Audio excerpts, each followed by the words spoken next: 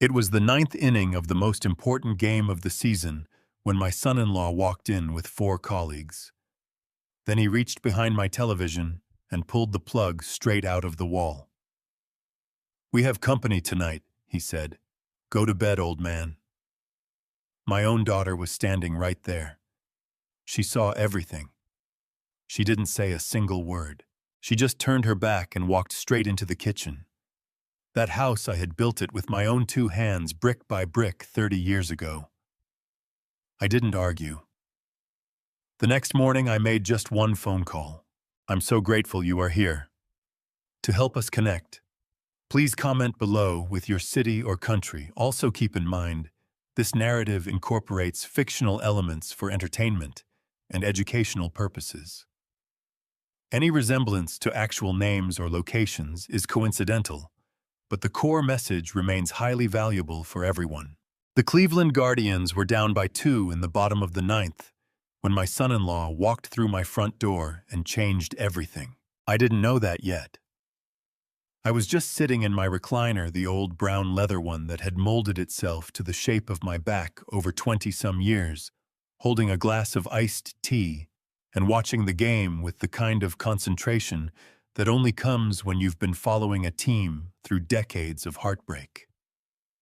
The Guardians had been my team since before they were even called the Guardians, back when they were the Indians, back when Mary was still alive and would sit on the couch beside me pretending to understand the infield fly rule. I had the volume up a little louder than usual because my hearing isn't what it used to be, and the announcer's voice filled the room with that particular kind of electric tension that only happens in a close 9th inning. I was content. That's the word I'd use. Not happy exactly, because happy had become a complicated thing since Mary passed. But content. Settled. Present in my own home on a Thursday night, the way a man is supposed to be. Then the front door opened. Mark came in first. He always came in first, the way he did everything ahead of everyone else, louder than necessary, filling whatever room he entered, with his particular brand of energy that I had learned over 14 months to brace myself for. He was wearing his work clothes, the business casual kind, a button-down shirt untucked over dark slacks, the kind of outfit that said he wanted people to think he was important without actually committing to a tie. Behind him came Megan, and behind Megan came 4 people I had never seen before in my life. They were younger, mid-30s maybe. 2 men and 2 women dressed the way young professionals dress when they're trying to seem relaxed, expensive, casual, if that makes any sense. One of the men was already talking loudly into his phone. One of the women was laughing at something on her own screen before she'd even fully stepped inside my house. They carried bags from a chicken wing place on Henderson Road. The smell hit me immediately, that heavy, greasy, sweet, and spicy cloud of takeout that I normally don't mind, but that felt in that particular moment like an invasion.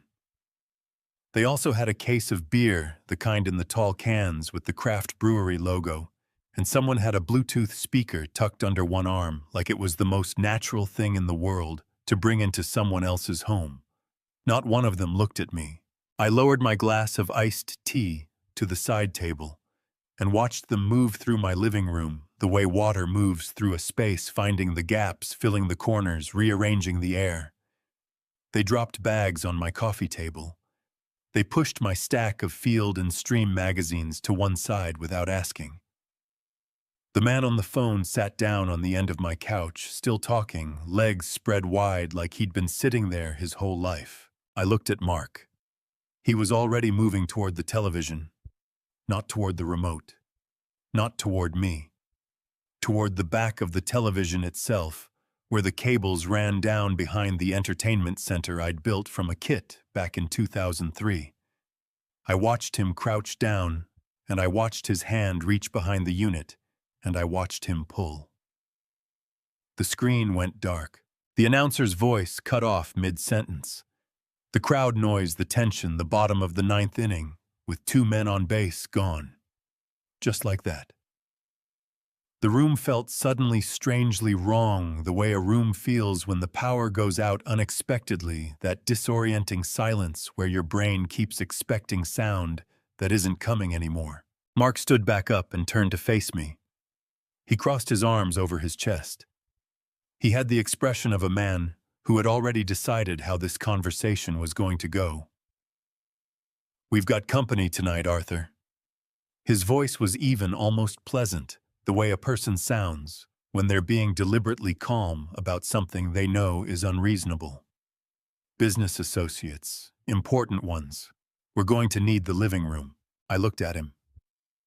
I'm 69 years old, and I have been looked down on by better men than Mark Carroll, but something about the way he said it, the way he said, "We're going to need," as if the living room belonged to him, as if my presence in my own recliner was a scheduling conflict he was graciously resolving, made the back of my neck go hot. "The game's in the ninth," I said. My voice came out steadier than I felt. "I know." He didn't sound sorry. "But tonight's not great for that. You understand." It wasn't a question. I turned to look at Megan. She was standing in the doorway between the living room and the kitchen, close enough that she'd heard every word, close enough that she could see my face and I could see hers.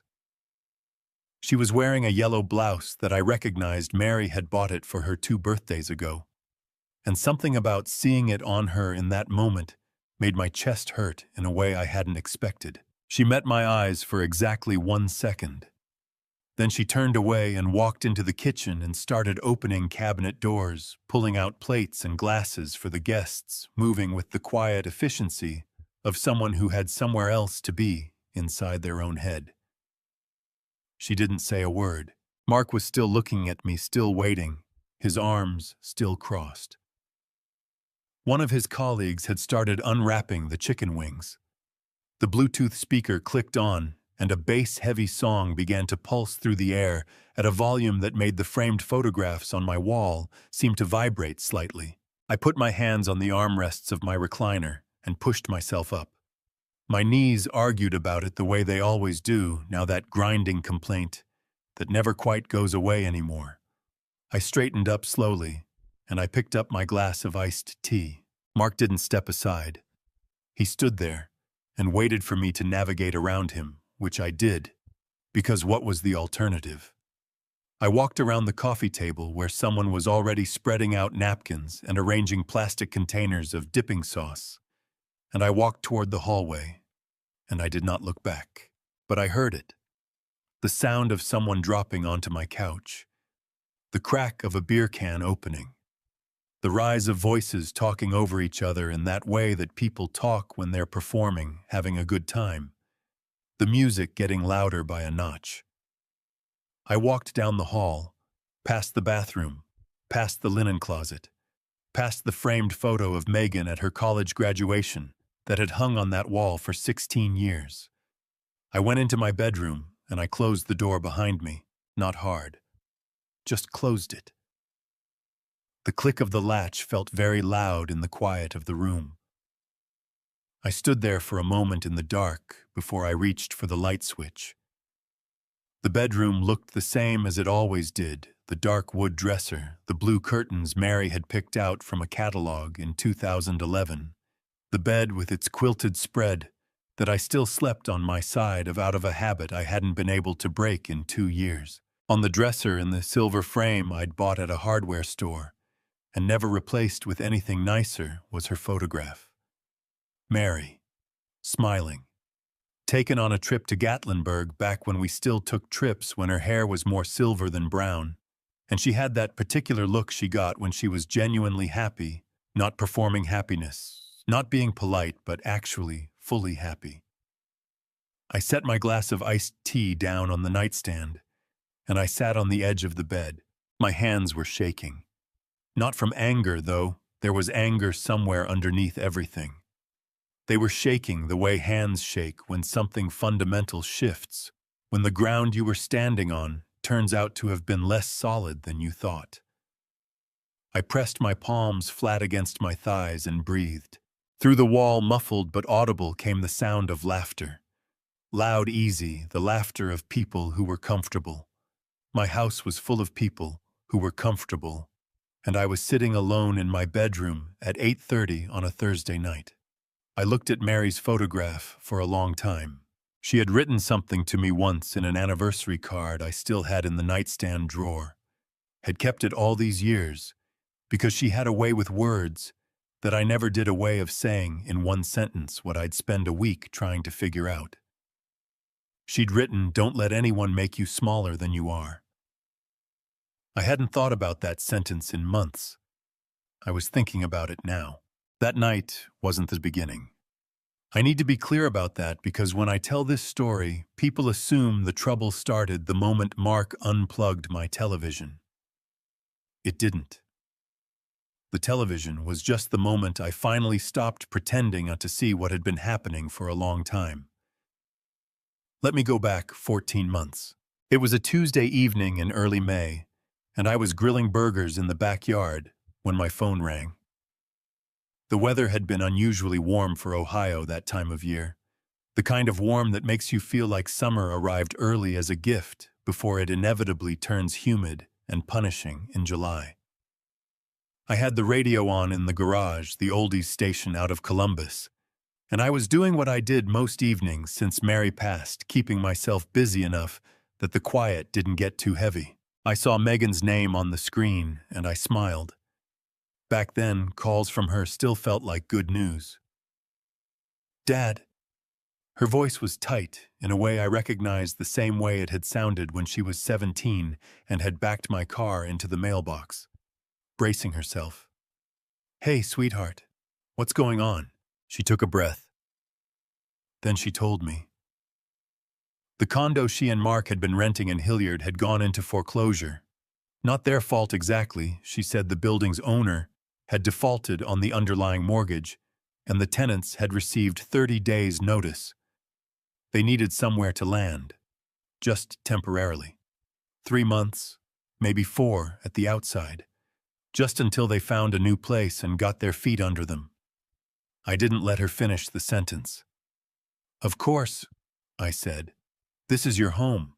The relief in her voice was immediate and real, and I felt good about that. I felt genuinely good.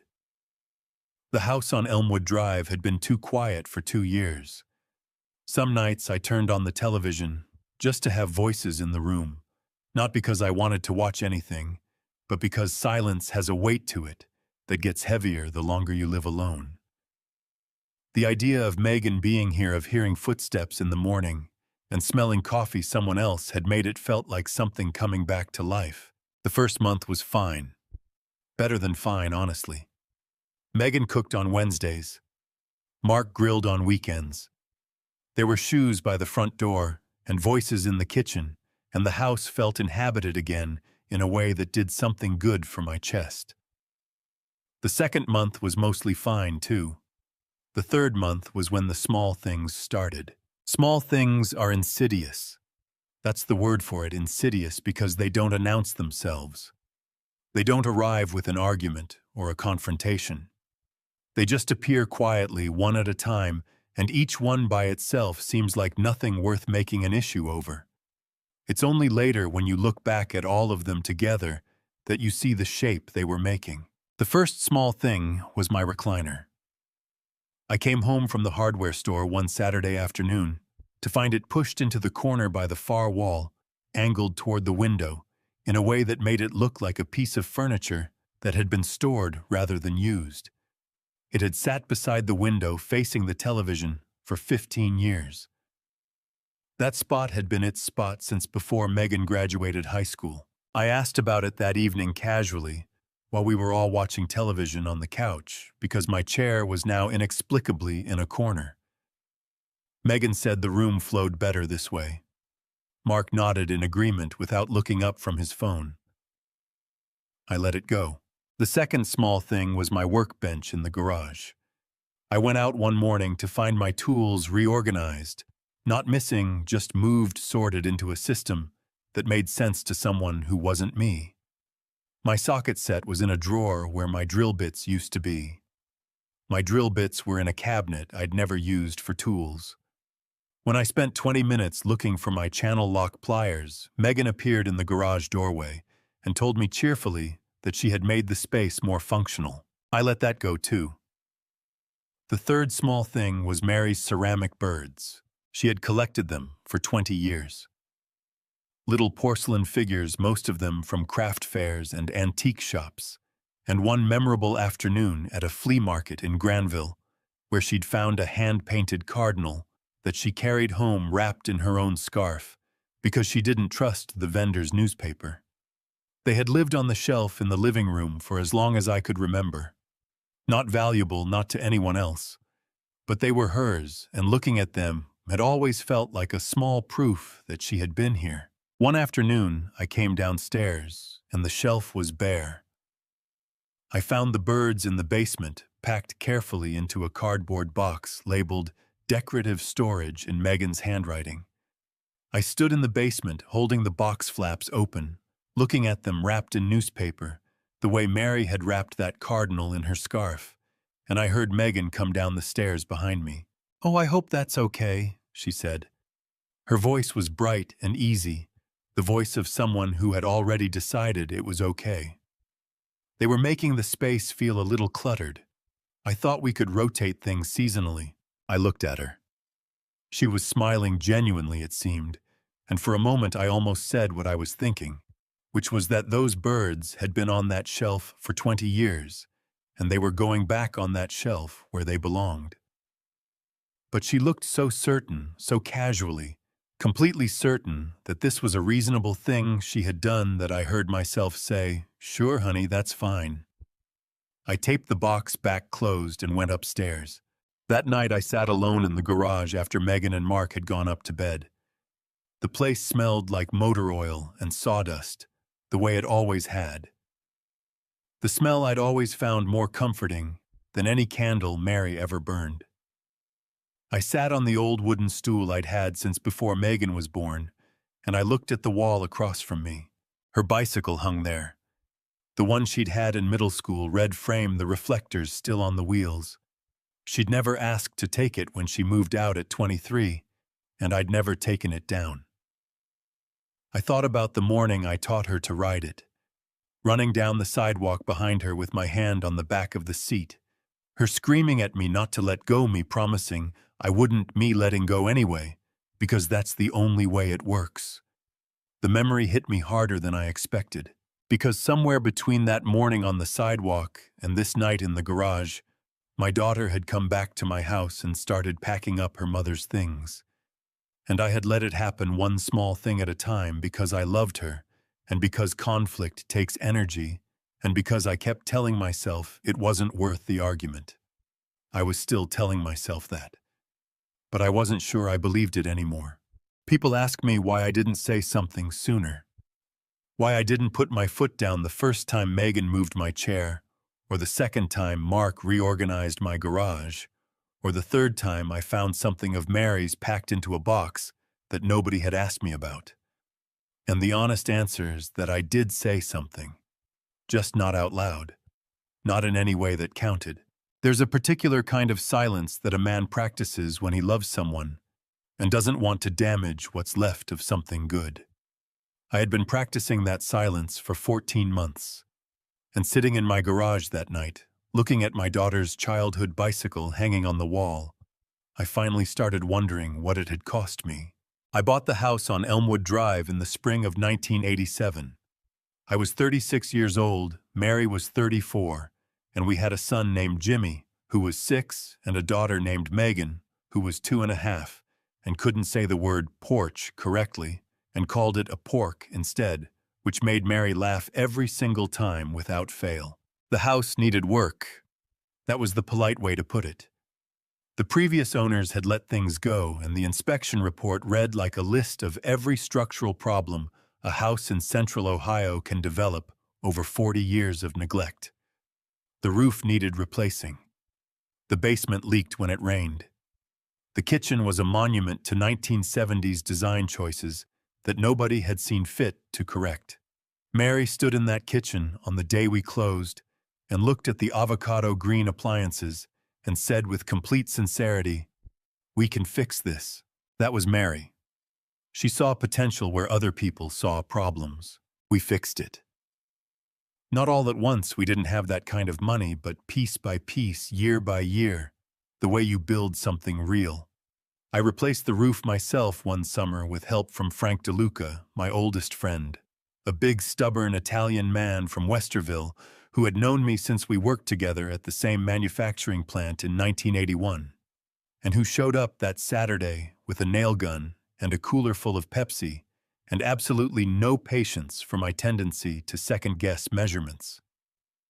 Frank was the kind of man who fixed things first and complained about his back afterward, and I had needed exactly that kind of friend more times than I could count. We built the deck together too, Frank and I, in the summer of 1994. Pressure-treated lumber 4x4 posts, a railing that I was proud of in the way a man is proud of something he made with his own hands. Jimmy was 13 that summer and considered himself too old to help, but not too old to wander out periodically and offer opinions. Megan was 9 and brought us lemonade with too much sugar and sat on the grass watching us work with the focused attention she gave everything back then. Mary planted the garden along the south fence that same year. Hostas, black-eyed Susans, a climbing rose that took 3 years to really take off, and then grew so aggressively she had to negotiate with it every spring. She loved that garden the way I loved the deck, as a thing she had made from nothing that proved something about what she was capable of. I paid off the mortgage in 2019. 32 years of payments, and then one Tuesday afternoon I sat at my kitchen table and wrote the final check and felt something I hadn't expected, which was not triumph, but a quiet, satisfied certainty. This was ours. Completely, fully, legally ours, in a way that no bank could ever dispute again. Mary died 8 months later. Pancreatic cancer. Fast and vicious, the kind that doesn't negotiate. She was diagnosed in March and she was gone by August. And in between those 2 months was a stretch of time that I don't know how to describe except to say that it was the hardest thing I have ever done, and I would do it again without hesitation, because being with her was always better than not being with her even at the end. After the funeral, after the paperwork, after the weeks of casseroles from neighbors and phone calls from people I hadn't spoken to in years, my attorney, a woman named Patricia Okafor, who had handled our estate planning since 2009, sat across from me in her office downtown and walked me through what came next. Mary's half of the house passed to me automatically under the terms of the living trust we'd set up years before. Patricia explained the options for what to do from there. I could leave everything in the trust as is. I could add beneficiaries. I could restructure.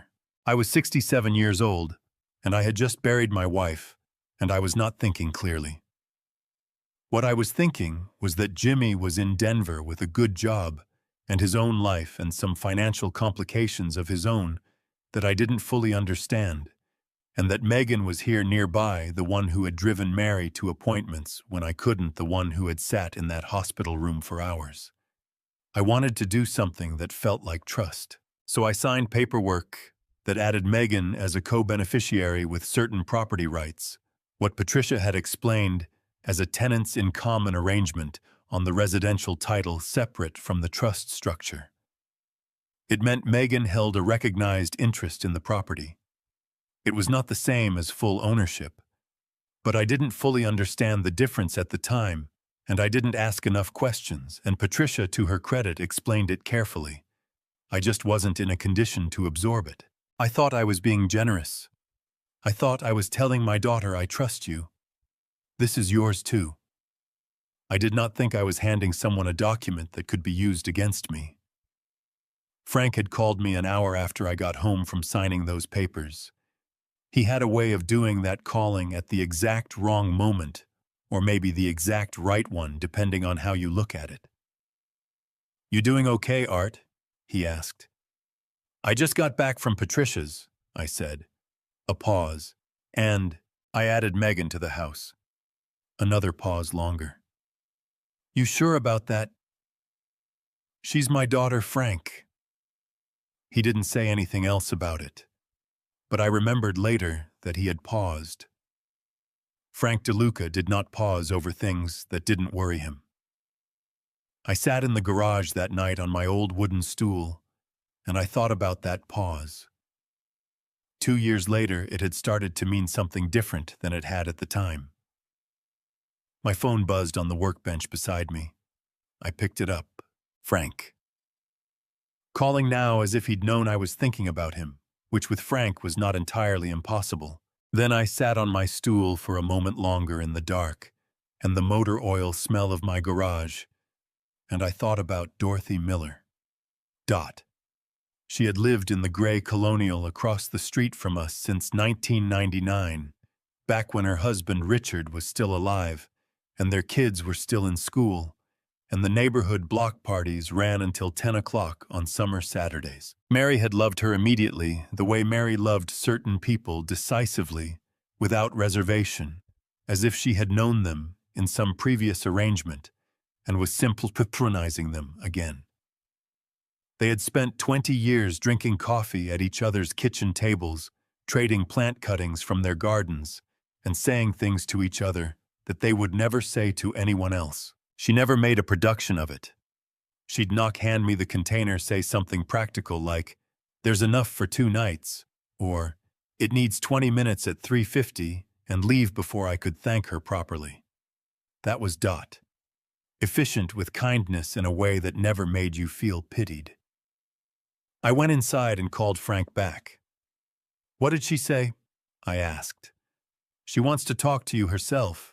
Tomorrow morning," she said, "before your daughter and her husband leave for work." I was out front at 7:15 the next morning checking the mailbox for something that didn't need checking when Dot appeared on her porch in a yellow cardigan with a coffee mug in both hands, watching me the way she watched everything steadily, without pretense. She crossed the street.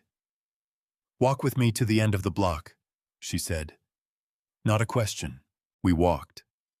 The morning was already warm, the kind of July morning that promises an unpleasant afternoon. Dot didn't speak until we'd turned the corner onto Ashford Lane out of sight of my front windows. "I was watering my tomatoes Thursday evening," she said. "The ones along the fence near the side yard.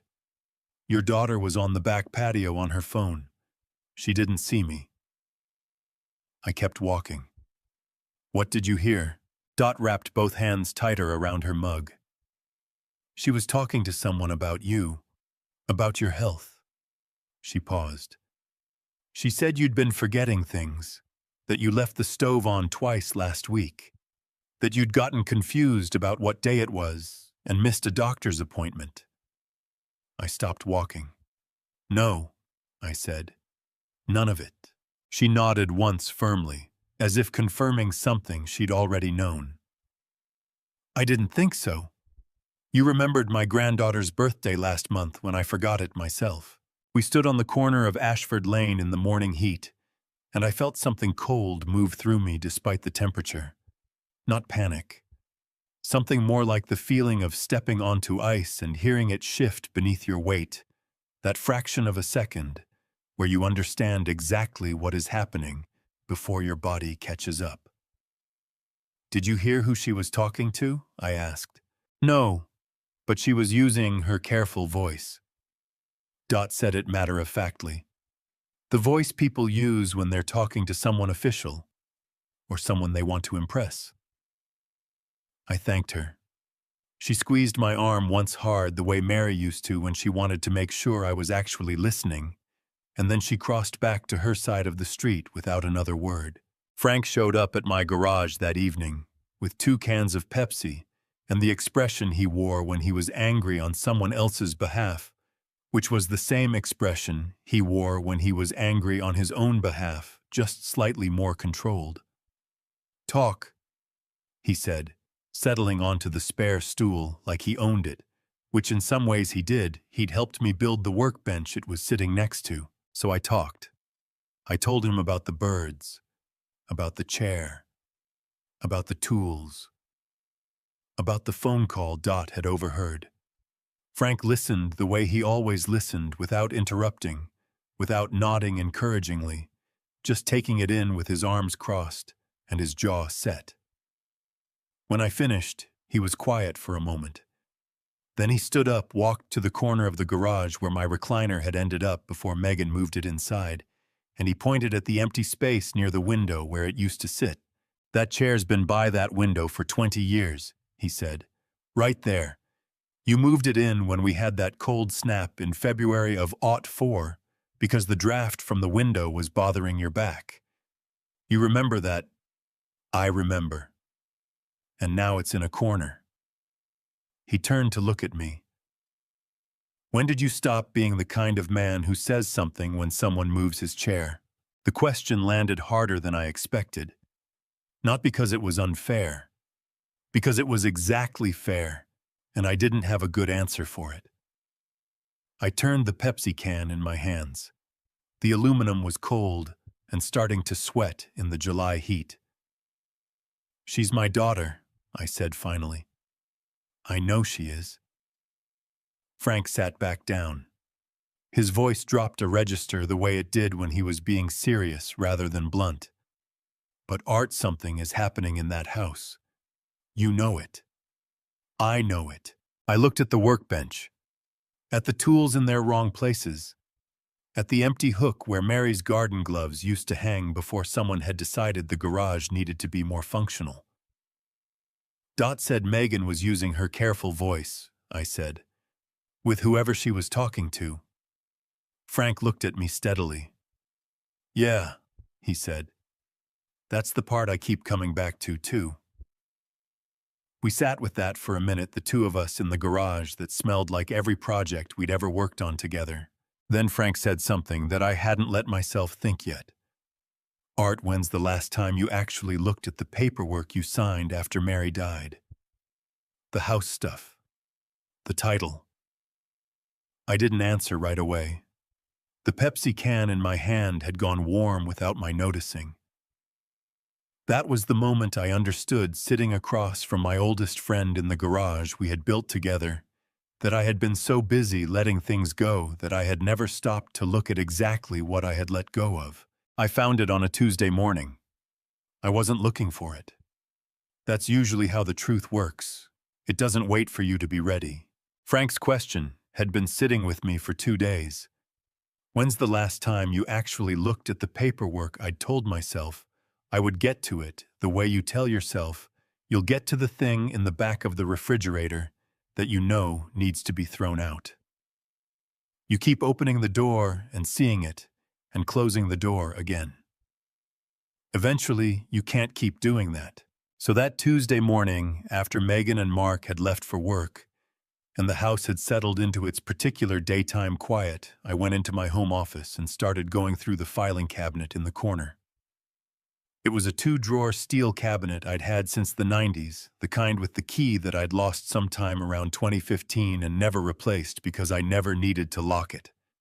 My own house, my own files. The top drawer held tax records, insurance documents, the deed to the house, the trust paperwork Patricia had prepared, vehicle titles, and a collection of owner's manuals for appliances I no longer owned. Normal stuff. The kind of accumulated paper that a life generates. I went through it methodically. The deed looked the way I remembered it. The trust documents were where they should be. I pulled them out and sat at my desk and read through the relevant sections more carefully than I had when I'd signed them, which wasn't saying much because I'd been in no condition to read carefully 2 years ago. I was halfway through the second drawer when I found the envelope.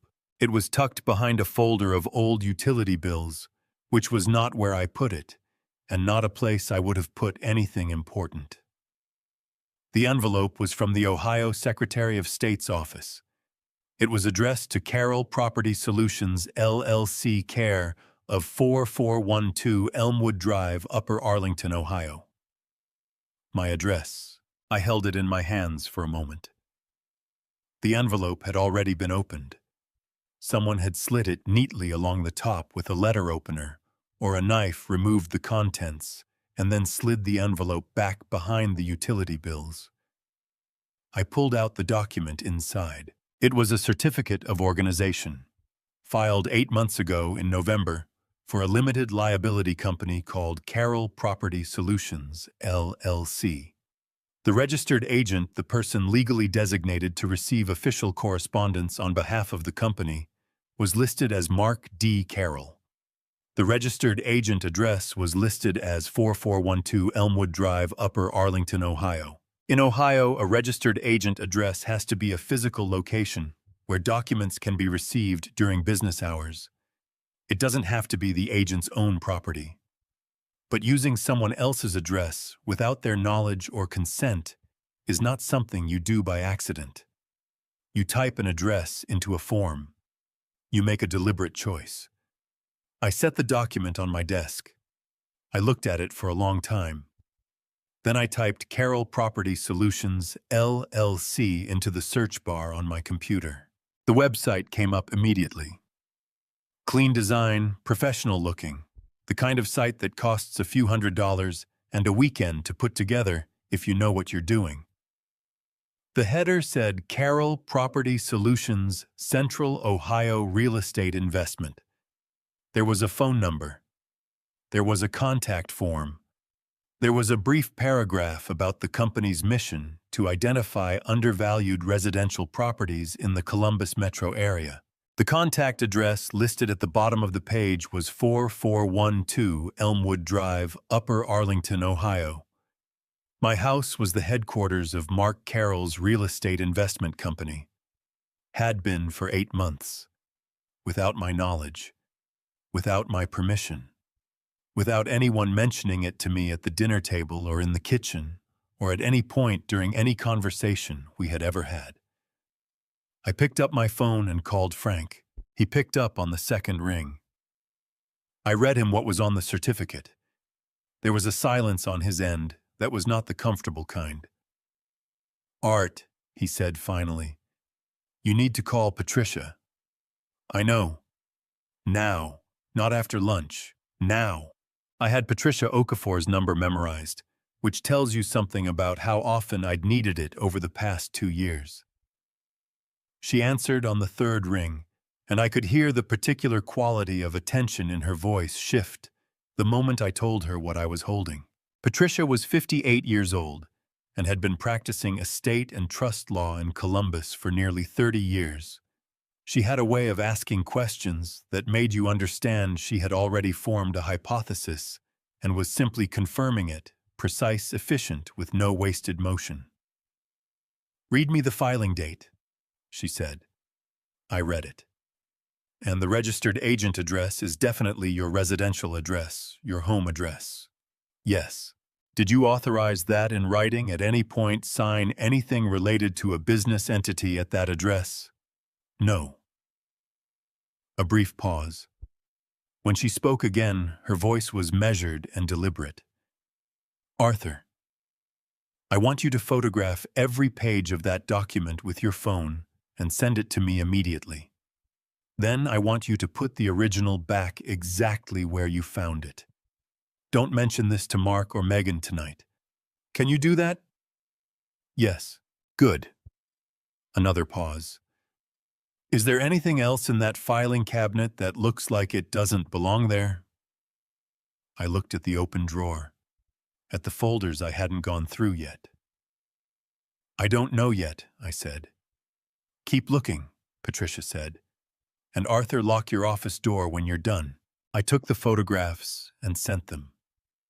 Then I kept looking through the drawer. I didn't find anything else that morning. But the thing about looking carefully at something you thought you knew is that it changes the way you see everything around it. I was still at my desk when my phone buzzed. A text message from a number I didn't recognize. It read, "Mr. Vance, this is Sandra Cole from Realty One Group Columbus. I was hoping to speak with you about the property at 4412 Elmwood Drive. Please call me at your earliest convenience regarding the listing." I read it twice. The listing. I had not listed my house. I had not spoken to anyone at Realty One Group Columbus. I had not had any conversation with any real estate agent about any property at any point in the past 2 years. But someone had given Sandra Cole my phone number, and someone had told her there was a listing to discuss.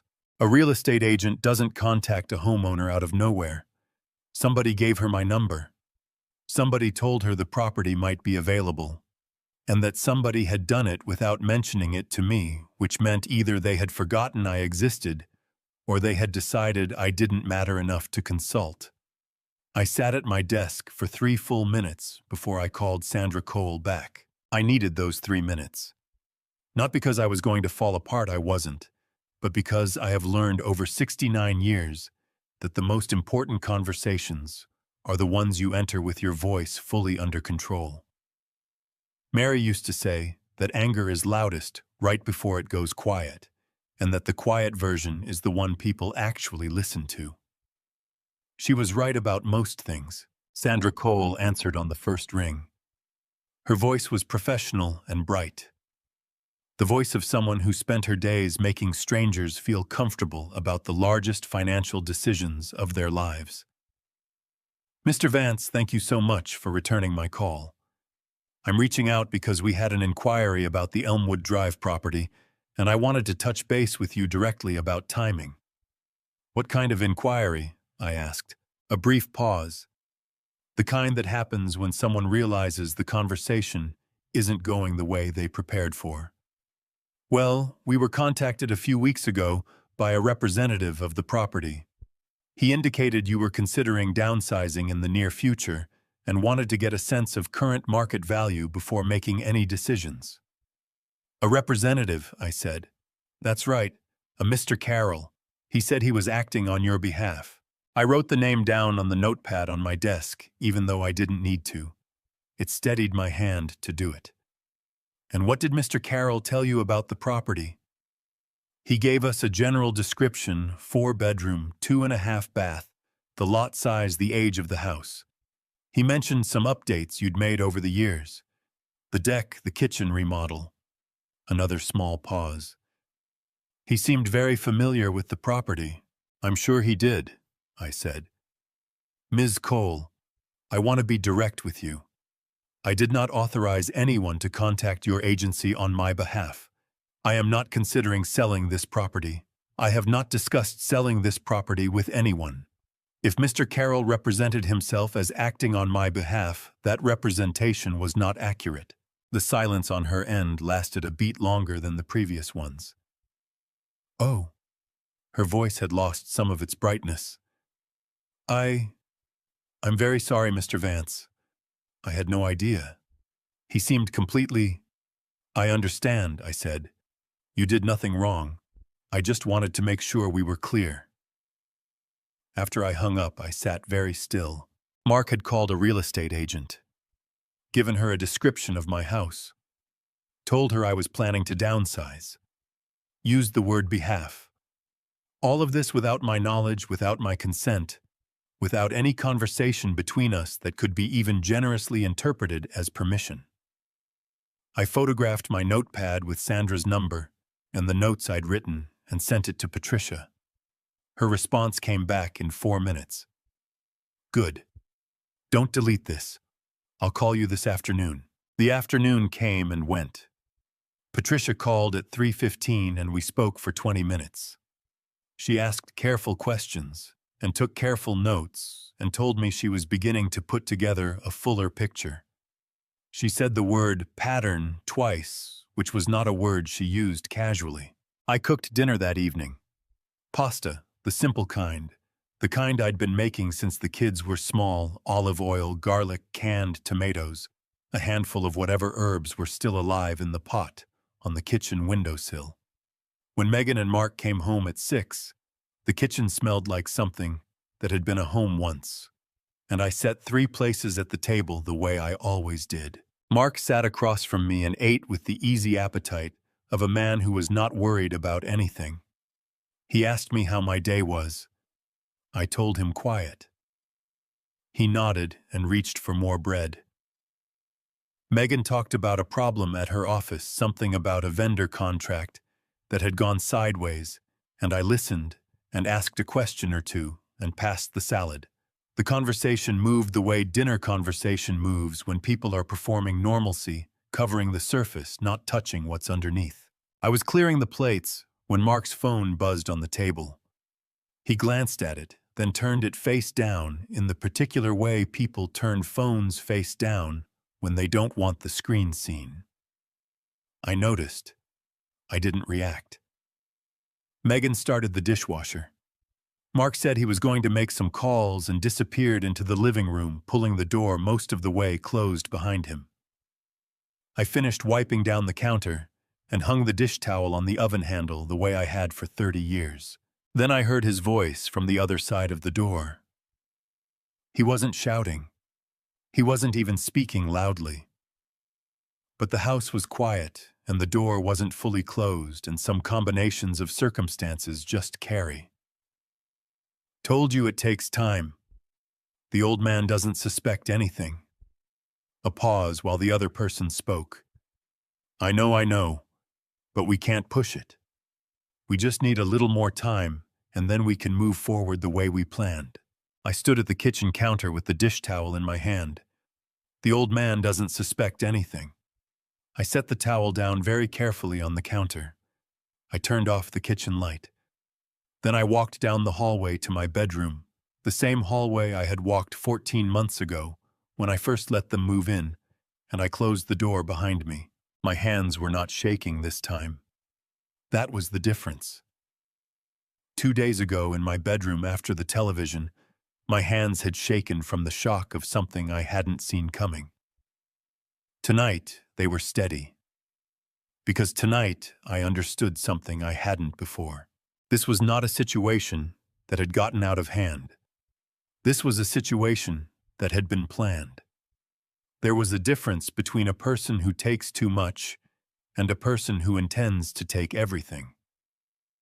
I was only now beginning to understand which one I was dealing with. I picked up my phone and texted Patricia 3 words, "Call me tomorrow." Then I looked at Mary's photograph on the dresser and thought about what she would have said. She would have said something practical, probably. Something that sounded simple and turned out to be true. She had that gift. I thought she would have said, "Now you know," and now I did. I always thought the hardest thing about getting older was the body. The way your knees start filing formal complaints every morning. The way your back holds grudges for days after you do something it considers unreasonable, like lifting a bag of mulch or sleeping in a position that would have been perfectly comfortable at 40. I had made my peace with most of that. You learn to negotiate. What I was not prepared for was sitting in a doctor's office on a Thursday morning and realizing that someone had been there before me.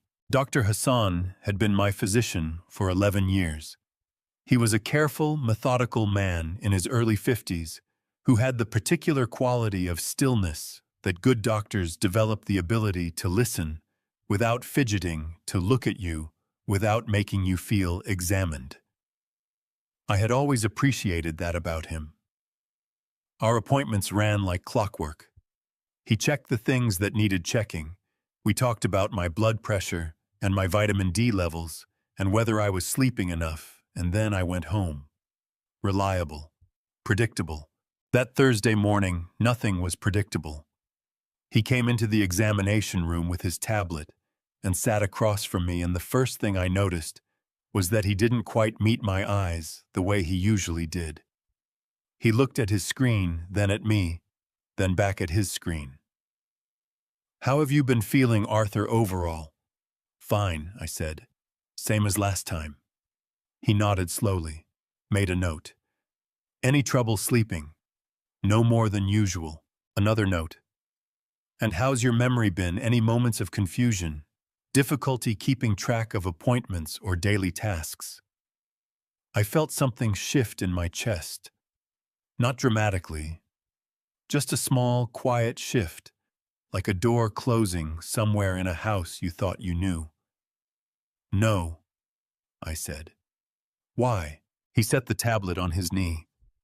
He looked at me directly for the first time since he'd come in, and I could see the discomfort in his face, the expression of a professional man caught between his obligation to a patient and a conversation he'd already had with someone else.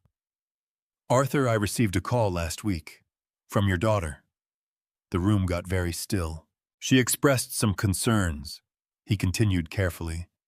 "She mentioned you'd left the stove on twice in the past month, that you'd missed an appointment, and seemed confused about the date. She asked if I would document any relevant observations during today's visit." I looked at him for a long moment. The fluorescent light above us hummed at a frequency I had never noticed before. "Dr. Hassan," I said, "did I miss an appointment?" He checked his screen. "No. In 11 years, have I ever missed an appointment?" A pause. "No." "Have you observed any evidence of cognitive decline in me at any point during our relationship as patient and physician?" He was quiet for a moment. That told me everything. "No," he said, "I have not." "Then I need you to understand something." I kept my voice even, the way I'd kept it even with Sandra Cole, the way I was learning to keep it even in situations that wanted to make me anything but. "My daughter called your office and asked you to document observations that don't exist. I don't know exactly why yet, but I need you to know that the information she gave you was not accurate." Dr. Hassan set his tablet on the counter beside him. He folded his hands in his lap. He looked like a man recalibrating. "I appreciate you telling me that," he said quietly. "I need something from you," I said. "I'm not asking you to take sides. I'm asking you to be accurate. If someone asks you officially in writing through any kind of legal process what you have observed about my cognitive function over the past 11 years, I need that answer to reflect what you actually know." He nodded. "It will. Thank you." I drove home in a silence so complete I could hear my own heartbeat. In Ohio, a guardianship petition, the legal process by which one person seeks court authority to make decisions for another, requires medical documentation. It requires a physician or licensed professional to submit evidence to the Franklin County Probate Court, confirming that the proposed ward lacks the capacity to manage their own affairs. Without that documentation, the petition has no foundation. Megan had called Dr. Hassan because she needed him to provide that foundation. He had not provided it, but she had tried. I pulled into the driveway and sat in the car for a few minutes. The house looked exactly as it always had, brick front white trim, the Japanese maple I'd planted in 2002 spreading its red leaves over the front walk.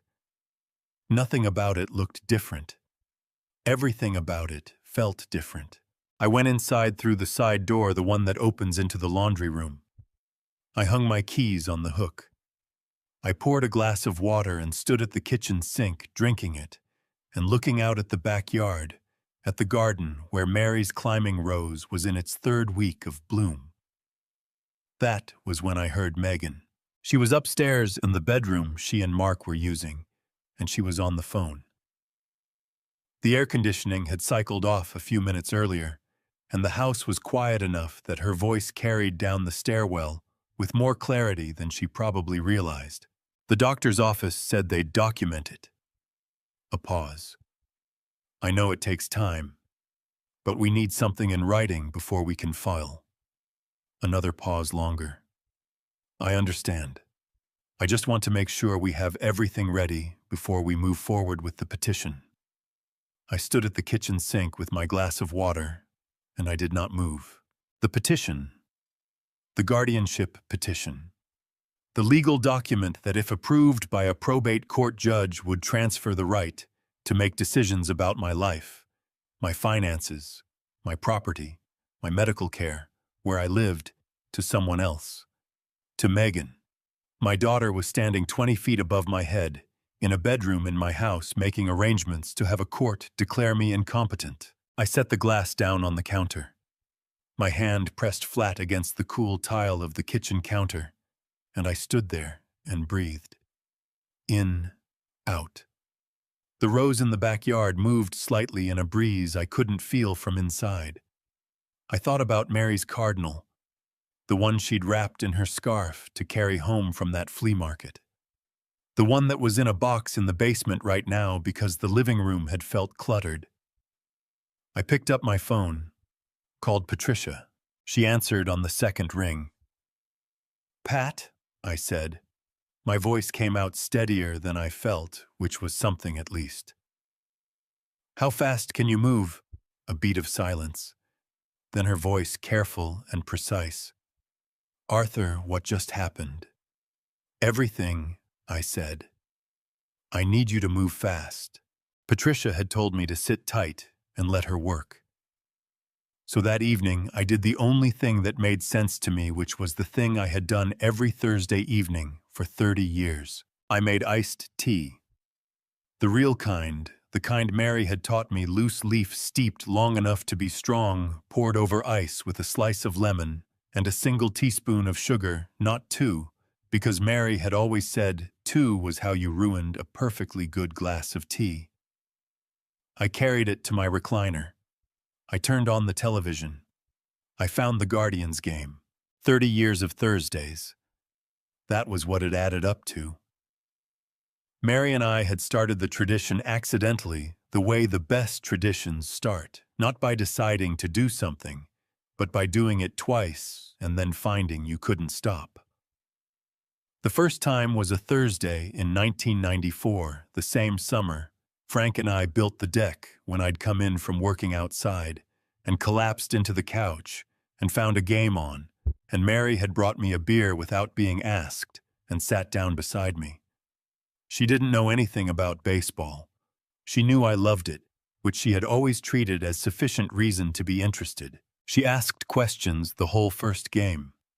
Reasonable questions, patient questions, questions that made me realize I had been watching baseball for 30 years without ever having to explain it to anyone before.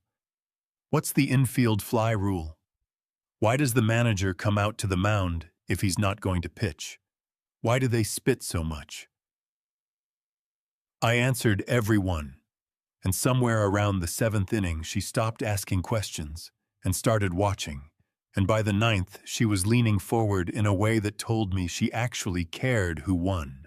She fell asleep before the final out.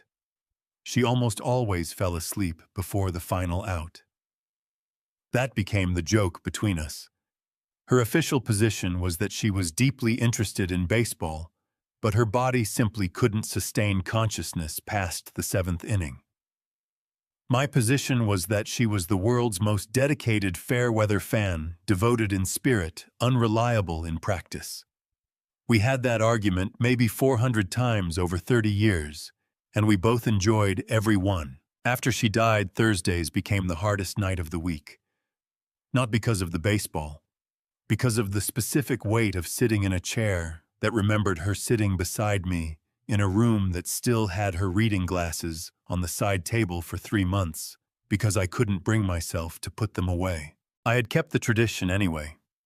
It felt like something I owed her, the acknowledgement that Thursday evening still meant something, even when she wasn't there to fall asleep before the 7th inning. So that particular Thursday, knowing what I knew, having heard what I'd heard from behind a closed kitchen door, and from a doctor who'd been put in an impossible position, and from a real estate agent who'd thought she was doing normal business, I sat in my recliner, and I watched the Guardians, and I drank my iced tea, and I let myself, for just a little while, be the man who had built this house and loved this woman, and raised these children, and paid off this mortgage, and earned the right to sit in this chair on a Thursday evening without anybody's permission. Then the front door opened. I have already told you what happened next. Mark and his colleagues, the food and the beer and the Bluetooth speaker. The way none of them looked at me. The way Mark walked behind the television without hesitation, without apology, without a single moment of consideration for the man sitting in the chair who had owned this house since before Mark Carroll was old enough to drive. But I haven't told you about the moment before my hand went numb. Megan was standing in the doorway between the living room and the kitchen. She was wearing that yellow blouse, the one Mary had picked out at a boutique on Lane Avenue 2 birthdays ago, taken 3 stores to find it in the right size, wrapped it herself in tissue paper, because Megan loved things wrapped properly. Mary had been so pleased when Megan opened it. She'd touched the fabric with 2 fingers lightly and said it was exactly right, and Megan had worn it tonight. On this particular night. And when she looked at me and saw what was happening, she turned away. That was the moment. Not the television going dark. Not Mark's voice telling me to go to bed in my own house. The moment was my daughter in her mother's gift, looking at her father's face and choosing to look away. I walked down the hallway. I closed my bedroom door. I sat on the edge of the bed, and I looked at Mary's photograph, and I thought about everything that had accumulated over 14 months. The chair in the corner, the birds in the basement, the doctor's appointment, the guardianship petition, the real estate agent, the LLC, the phone call through the door, the old man doesn't suspect anything. And then I thought about the card in the nightstand drawer. I pulled it out. Our 35th anniversary. Mary's handwriting, the looping, careful cursive she'd had since grade school. She'd written 3 paragraphs, and then at the bottom, as if it were an afterthought. But wasn't she had written, "Don't let anyone make you smaller than you are." I read it 4 times. Then I set it down on the nightstand, and I picked up my phone, and I typed into the search bar, Buckeye State Movers, Columbus, Ohio. The website came up immediately. Hours of operation, service area, a phone number, a button that said, "Schedule your move." I looked at it for a long time. Through the wall came the sound of music and laughter, and the easy noise of people who felt completely at home. In my house. On a Thursday night. While I sat alone in my bedroom with my wife's anniversary card on the nightstand, and 30 years of Thursdays pressing down on my chest like something I had been carrying for a long time, without knowing it had a name. I pressed the button. I didn't sleep that night. Not because I was angry, though there was anger somewhere in the mix. I didn't sleep because for the first time in 14 months, I knew exactly what I was going to do, and knowing that made the ordinary machinery of sleep feel beside the point. I lay in the dark and I listened to the house, the air conditioning cycling on and off, the refrigerator running its quiet hum from the kitchen. Somewhere upstairs, the sound of Mark moving around getting a glass of water at 2 in the morning, with the comfortable freedom of a man who had no idea that anything was about to change. I let him have that. It was the last night he'd have it.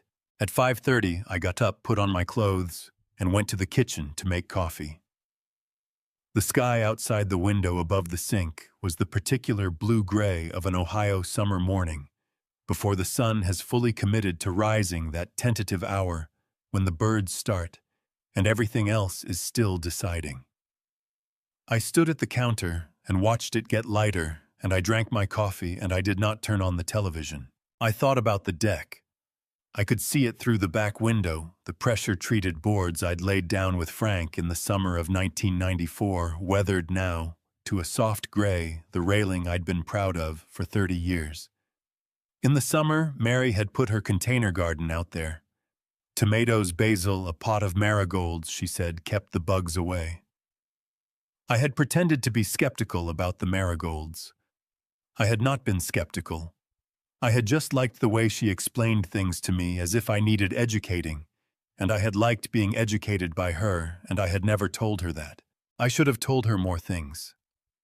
That was one of the truths, that retirement gives you the time to add up all the things you should have said while you were busy with other things. At 8:15, I called Buckeye State Movers and confirmed the appointment for the following morning. The woman on the phone was efficient and kind, in the way that people in service jobs sometimes are genuinely without performance. She asked me if I needed packing materials. I told her most things were already in boxes. She didn't ask why. Then I called Patricia. She answered before the second ring, which told me she had been expecting my call.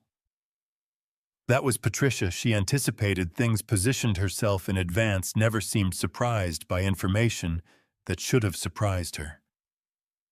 "I need to come in today," I said. "I have a 10 o'clock opening," she said. "Can you be here by 9:45? Yes. Her office was on the 14th floor of the Huntington Center building in downtown Columbus. I had been there more times than I could count over the past 2 years, and I had never once looked out the window. That morning I did. The city spread out below in the particular orderly way of Midwestern cities, the grid of streets, the Scioto River catching the morning light, the Ohio State House dome visible to the south.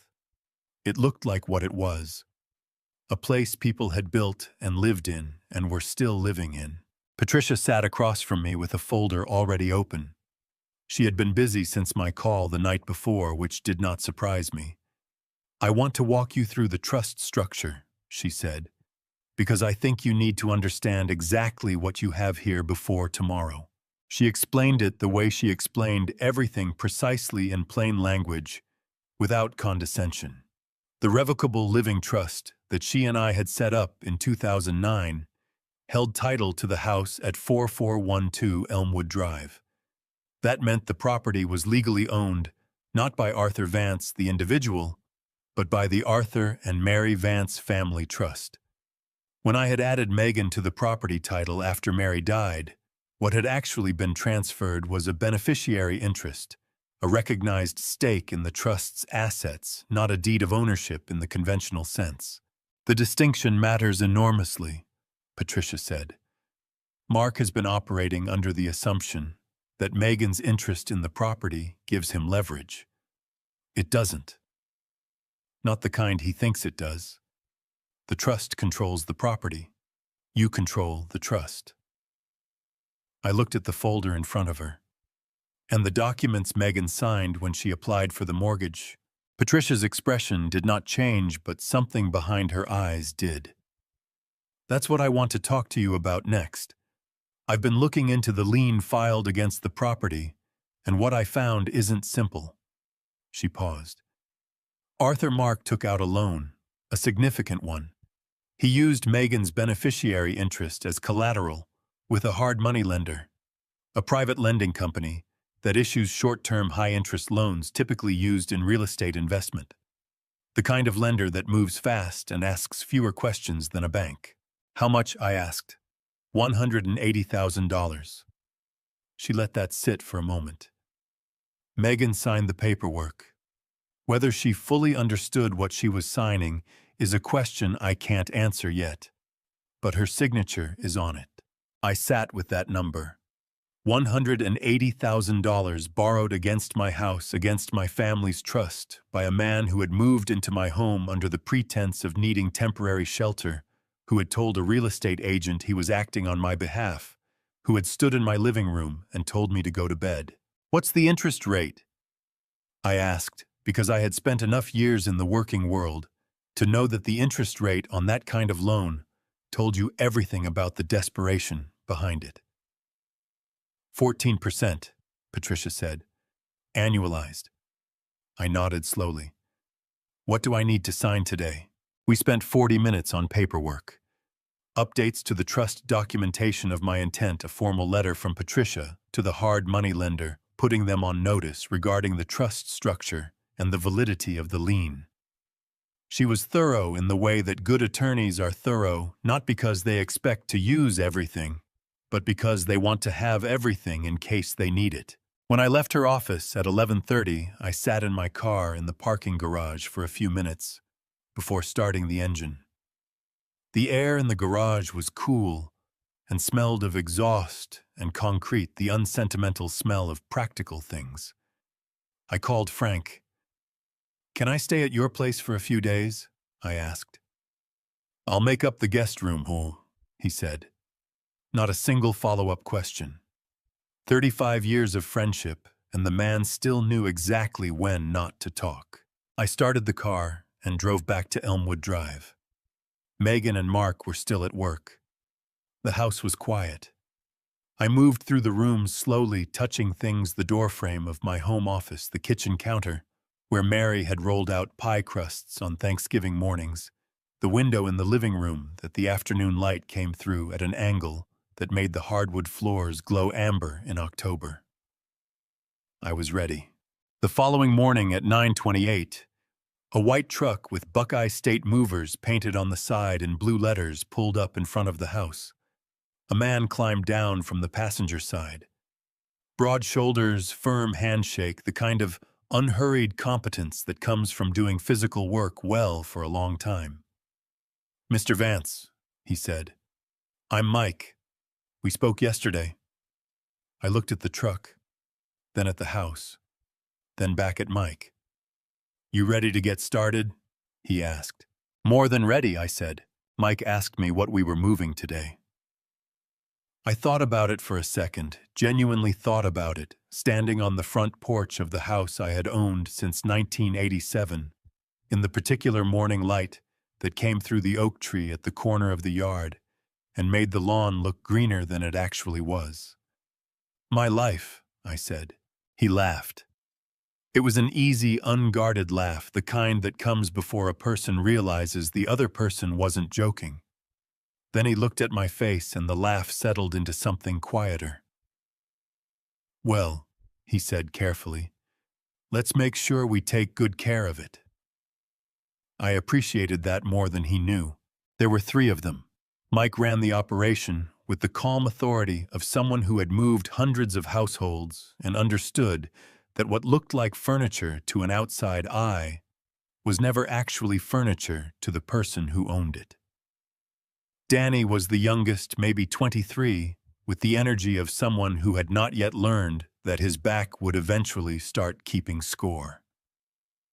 Carl was older, closer to my age, a man of very few words who communicated primarily through the efficiency of his movements and an occasional nod that managed to convey complete sentences. They started with the easy things. My home office, first the filing cabinet, the desk, the bookshelves. I had built into the alcove in 2006, when I ran out of surfaces to put books on. Box after box came out of that room.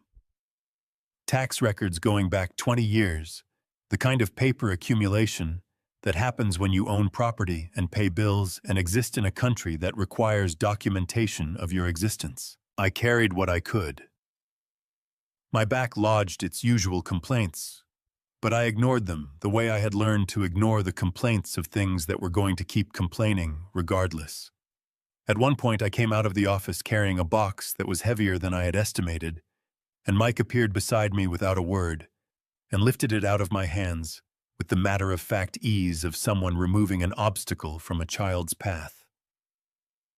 "I've got it," I said. "I know you do." He kept walking toward the truck. "But you're paying me, so let me earn it."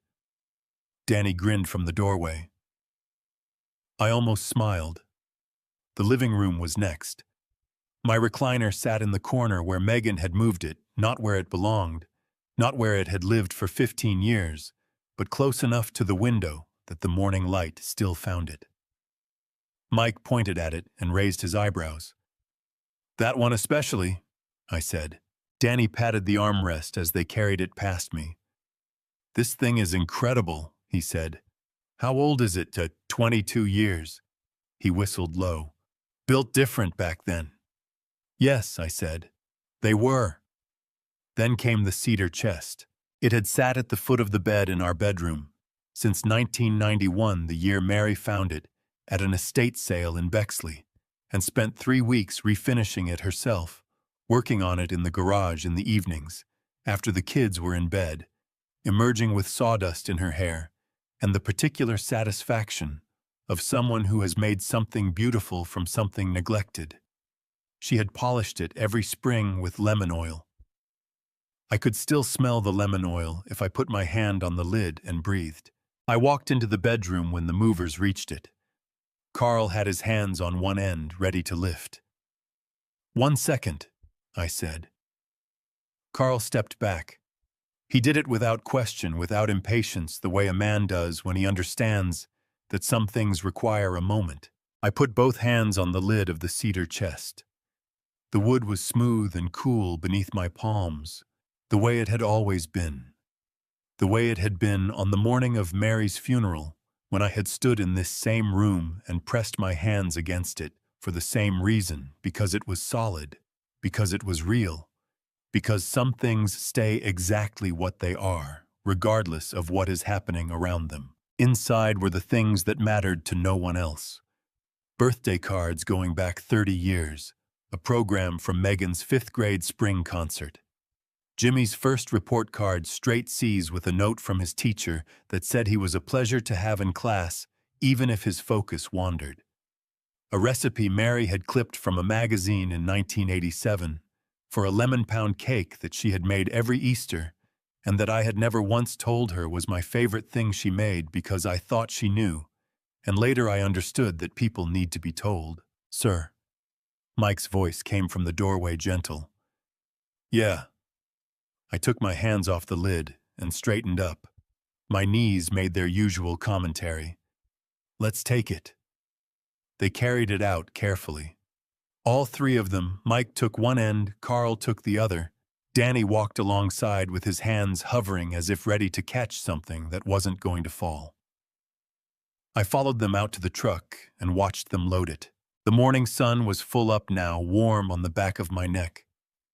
I stood on the front walk and looked at the house, at the brick front and the white trim, and the Japanese maple I had planted as a 6-foot sapling that was now taller than the roofline. 22 years of growth. Some things you plant knowing you will not see them finished. My phone rang. "Patricia." I answered it and sat down on the front porch steps, which were warm from the morning sun and slightly rough under my palms, from 20 years of Ohio winters working on the mortar between the bricks. "The movers are here," I said. "Good." A pause. "Arthur, I need to tell you something I confirmed this morning." I had been waiting for more information since our meeting the day before. Patricia did not volunteer things until she had verified them completely, which meant when she said she had confirmed something, it was confirmed. "The lien on the property," she said. "I spoke with the lending company this morning. The loan was originated 8 months ago in November. The same month Mark registered the LLC, November. The same month he had filed Carroll Property Solutions. The same month he had started building the structure. The business address, the borrowed credibility of my home, the debt secured against my family's trust, piece by piece simultaneously, like a man laying multiple foundations at once. He planned this from the beginning." I said. "It was not a question." "The timing suggests a coordinated approach," Patricia said, which was attorney language for yes. I sat on the warm porch steps and looked at the yard, at the maple tree, at the fence line I had put in with my neighbor Ed Kowalski back in 2001, the summer before Ed's wife got sick and things got harder for him. Ed had moved to Arizona years ago. The fence was still there. "How much time do I have?" I asked. "The trust structure gives you significant protection," she said. "The lien may not be enforceable in the way Mark believes it is. I'm working on that. But Arthur," she paused, "there may be more. I want to keep looking." "Keep looking," I said. I hung up and sat for another minute on the steps. Danny came out of the house carrying 2 boxes stacked one on top of the other, navigating the steps around me with the easy agility of someone whose knees had not yet begun their long conversation with gravity. "You doing okay?" he asked, pausing beside me. I looked at the truck, nearly half full now with the accumulated evidence of my life in this house. Photographs and furniture and tools and the cedar chest and 30-some boxes of the ordinary things that turn out to be everything. "Getting there," I said. Danny nodded like that was the right answer and went down the walk to the truck. Carl came out behind him carrying my workbench top, the heavy oak slab I had bought at a lumber yard in 1999, and mounted myself, and I watched him carry it down the walk, with the careful respect of someone who recognized that it had been made well. Mike appeared in the doorway. "We're about halfway through," he said. "You want to break for lunch?" I looked at the house, at the half-emptied rooms visible through the open front door, at the pale rectangles on the living room wall where the photographs had hung for 20 years. "Let's finish first," I said. The truck pulled away from Elmwood Drive at 3:47 in the afternoon. I know the exact time because I looked at my watch when Mike shook my hand on the front walk and said they would have everything in the storage unit by 5. He had a firm handshake, the kind that means something from a man who uses his hands for a living. I thanked him. He said it was no problem, said it the way people say things they genuinely mean rather than things they are required to say. Then the truck rolled down the street and turned the corner and was gone. I stood on the front walk for a moment. The house behind me was not empty. The walls were still there, the floors, the fixtures, the kitchen cabinets Mary and I had picked out together in 2003 from a showroom on Bethel Road. The structure was intact, but the house had been relieved of everything that made it mine, and standing in front of it now felt the way standing in front of a face well feels after something fundamental has changed, familiar in outline, strange in substance. I locked the front door, put the key in my pocket, got in my car. Frank's house in Westerville was 40 minutes from Upper Arlington on a Saturday afternoon with light traffic. I drove it without the radio on.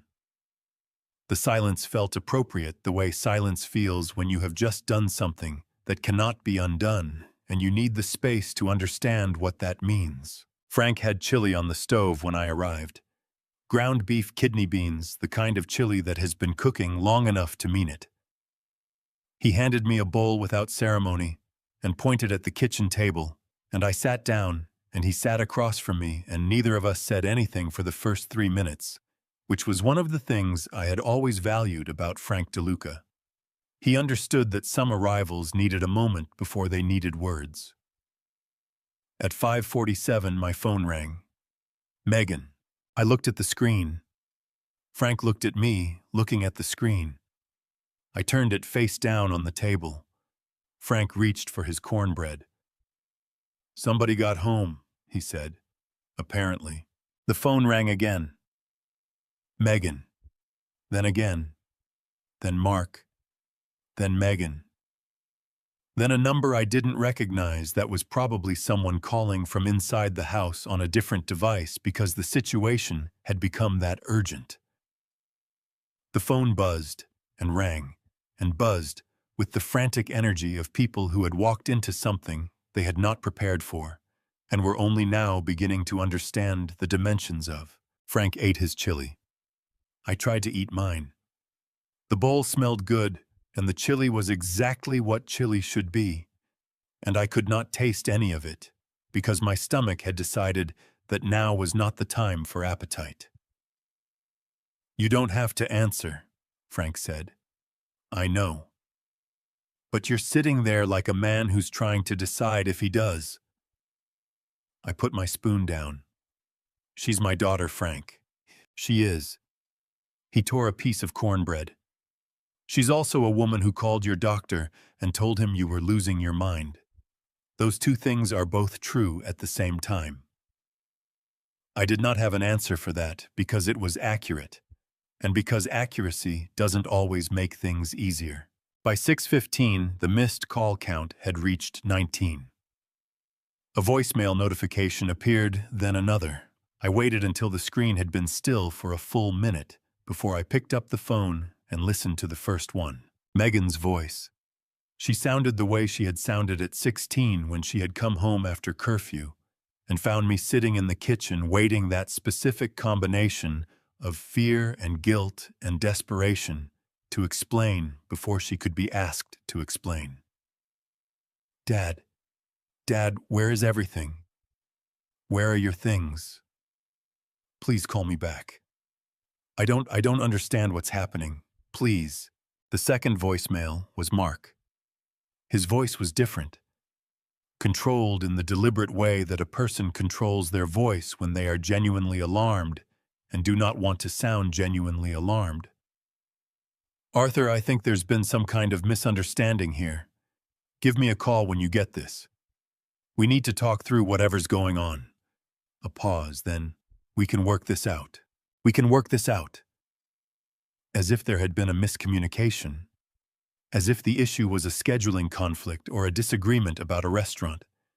As if 8 months of systematic planning could be characterized as something that could be worked out with a phone call on a Saturday evening.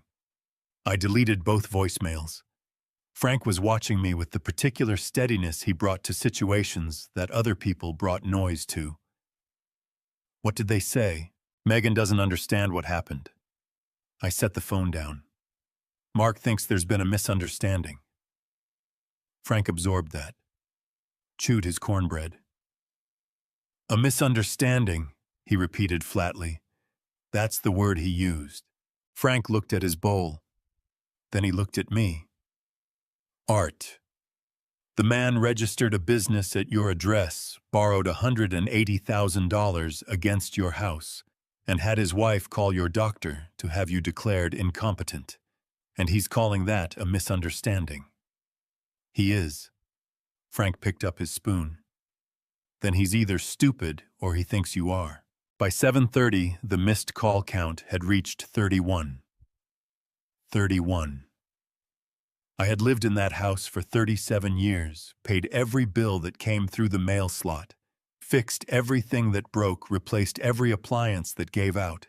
And in 14 months, I had somehow become a man that the people sleeping in my guest room felt entitled to call 31 times in 2 hours, because he had taken his belongings out of his own house. He's been on his phone in the driveway for the past hour. She came inside about 20 minutes ago. Looked like she'd been crying. Lights on in every room. Thought you should know. 3 dots appeared. Then, hard to say. She's alone in there now. He drove off about 10 minutes ago. I set the phone down on the table. Frank had read the exchange over my shoulder with the unashamed nosiness of a man who had been my friend long enough to have earned it.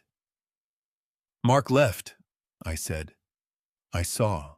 Megan's alone in the house." Frank was quiet for a moment. Outside his kitchen window, the Westerville evening was doing what Ohio summer evenings do, cooling slowly, the light going amber, and then rose, the kind of sky that looks like it's apologizing for the heat of the day.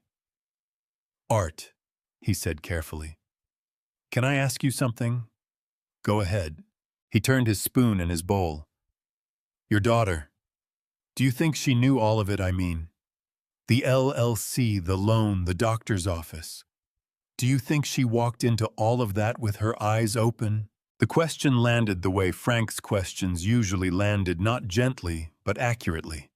I had been turning it over since the morning, since Patricia had said the timing suggested a coordinated approach, since I had sat on the porch steps and tried to reconcile the woman making phone calls about guardianship petitions with the 9-year-old who had brought me lemonade with too much sugar while Frank and I built the deck. "I don't know," I said honestly. Frank nodded slowly, as if that was the answer he had expected, and also the one he found most troubling.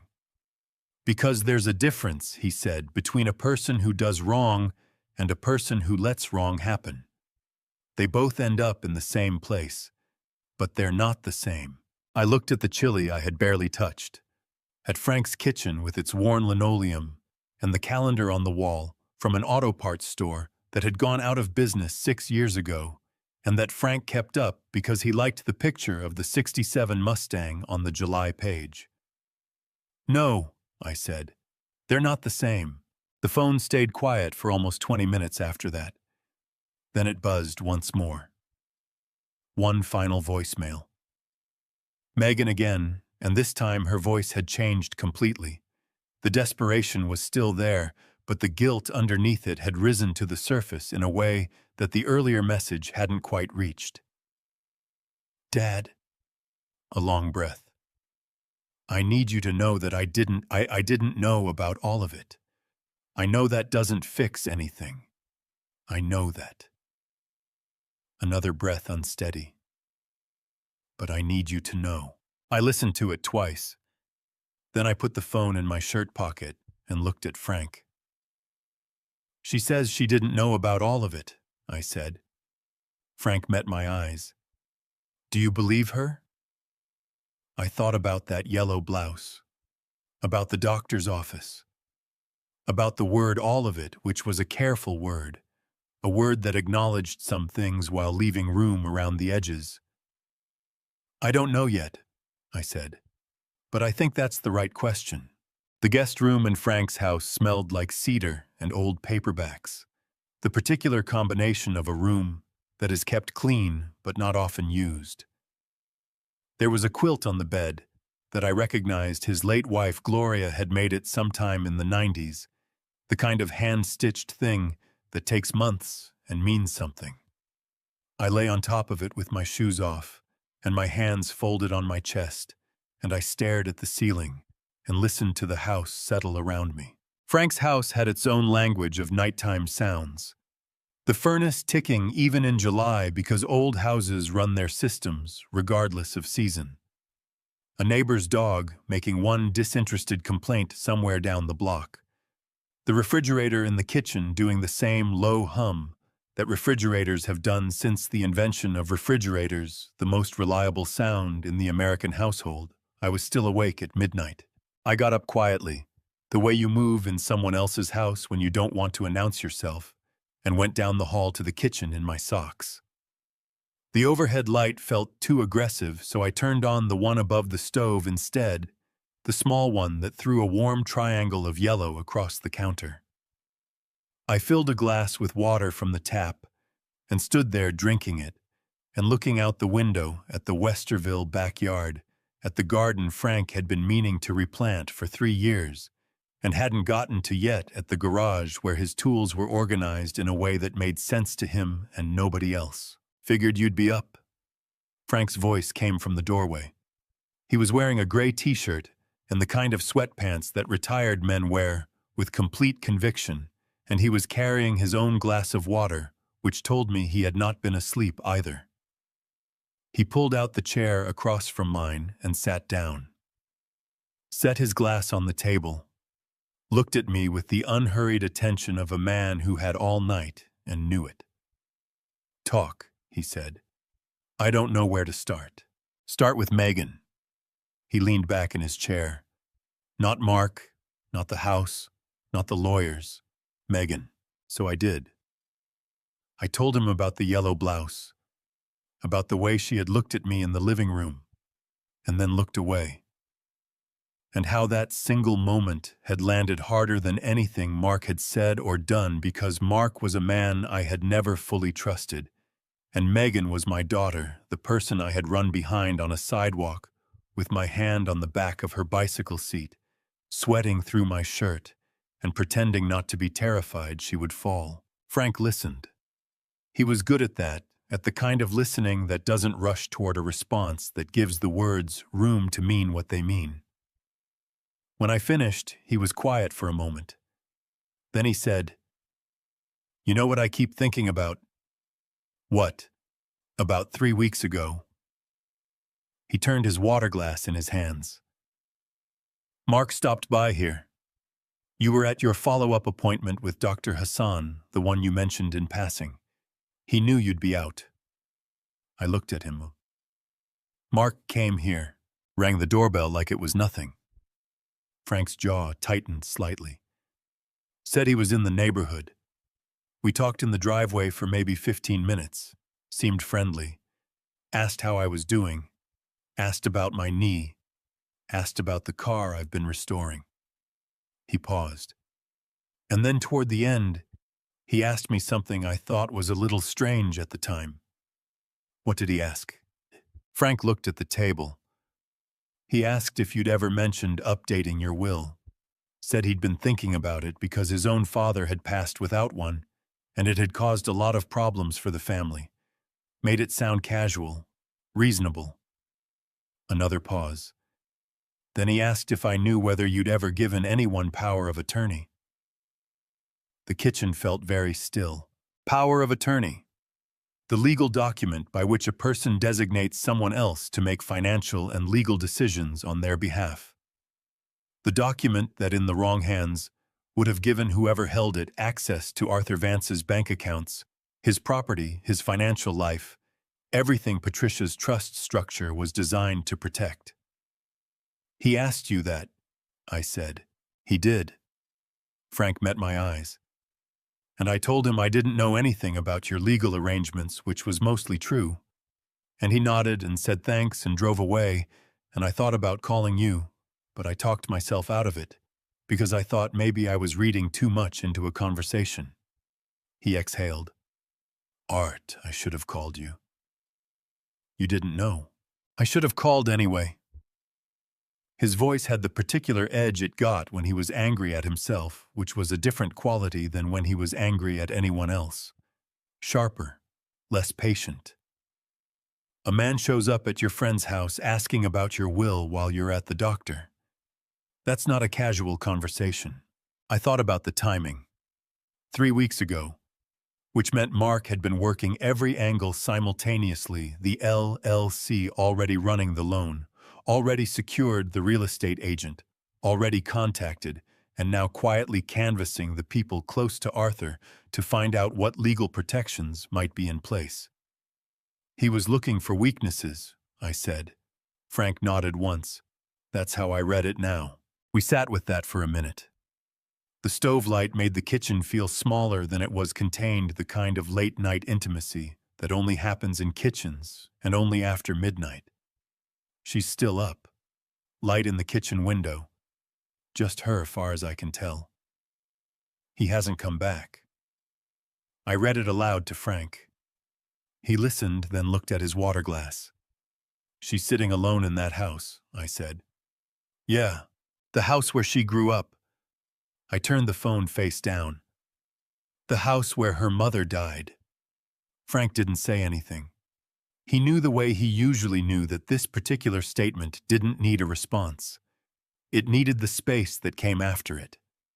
Outside, a car moved slowly down the street, its headlights sweeping briefly across the kitchen window and then gone. The neighbor's dog made its one complaint again. The refrigerator hummed. "Frank," I said, "if she didn't know about all of it, the loan, the doctor, the full plan, what does that make her?" He thought about it seriously, the way he thought about things he considered worth thinking about. "It makes her somebody who looked away," he said, "when she should have looked at you." The words settled into the kitchen the way true things settle, without drama, without the need for elaboration. I picked up my water glass and finished what was in it and set it back down. "Yeah," I said. "That's not nothing," Frank said. "But it's also not the same as what he did." "No," I agreed. "It's not." The clock above Frank's stove read 12:47. We sat in the yellow stove light for a while longer. Two old men in a kitchen in Westerville, and eventually the talking gave way to the comfortable silence of people who have known each other long enough that silence doesn't require explanation. When I finally went back to the guest room, I did not lie awake staring at the ceiling. I pulled Gloria's quilt up over my shoulders even though it wasn't cold, because some things you do not for warmth, but for the weight of them, and I closed my eyes, and I slept. My son Jimmy and I had not spoken in 2 months. Not because of a fight, not because of anything dramatic or final, just because life has a way of filling up the space between people who love each other but live far apart, and before you know it, the weeks have stacked themselves into months, and you are both still meaning to call, and neither of you has. That particular failure is one of the quieter heartbreaks of getting older, the realization that good intentions are not the same as presence. Jimmy was 44 years old and lived in Denver, where he worked in logistics for a company that moved industrial equipment across the western United States. He had been there for 11 years since a job opportunity had pulled him out of Ohio, the way opportunities pull people out of Ohio, with the promise of more, and the unspoken understanding that more usually means farther away. He had his own apartment near Cheeseman Park. A truck he was proud of, a woman named Carol he had been seeing for 2 years, and spoke about with the careful enthusiasm of someone who is trying not to jinx something good. He called on holidays. I called on his birthday. In between, we texted the way fathers and sons text, briefly, practically, with the occasional photograph of something one of us had seen that seemed worth sharing. It was not enough. We both knew it was not enough. We had never found the right moment to say so. I called him at 8:45 Sunday morning, sitting at Frank's kitchen table with my second cup of coffee. Frank had already been up for an hour and had gone out to his garage to work on the car restoration he'd been nursing along for 2 years, leaving me the kitchen and the quiet and the particular Sunday morning light that comes through east-facing windows and makes everything look like it might be all right. Jimmy picked up on the fourth ring, slightly breathless the way he sounded when he'd been doing something physical. "Dad. Hey. Everything okay?" "I need to tell you some things," I said. "It's going to take a few minutes. Can you sit down?" A pause. The sound of movement. "Yeah. I'm sitting. What's going on?" I told him. I started with the night Mark unplugged the television and worked backward through 14 months of small things, and then forward through the LLC and the real estate agent and Dr. Hassan and the guardianship petition and the hard money lender and the loan and Patricia's discovery about the trust structure. I told it the way I had told Frank, steadily, without editorializing, letting the facts make whatever case they were going to make. When I finished, the line was quiet for a moment. "Dad." Jimmy's voice had changed. The slight breathlessness was gone.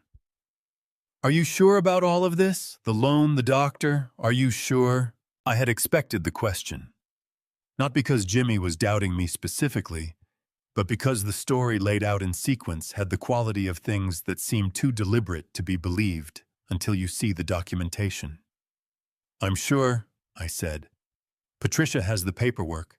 I can have her send you what she sent me." "Yeah." A pause. "Yeah, do that."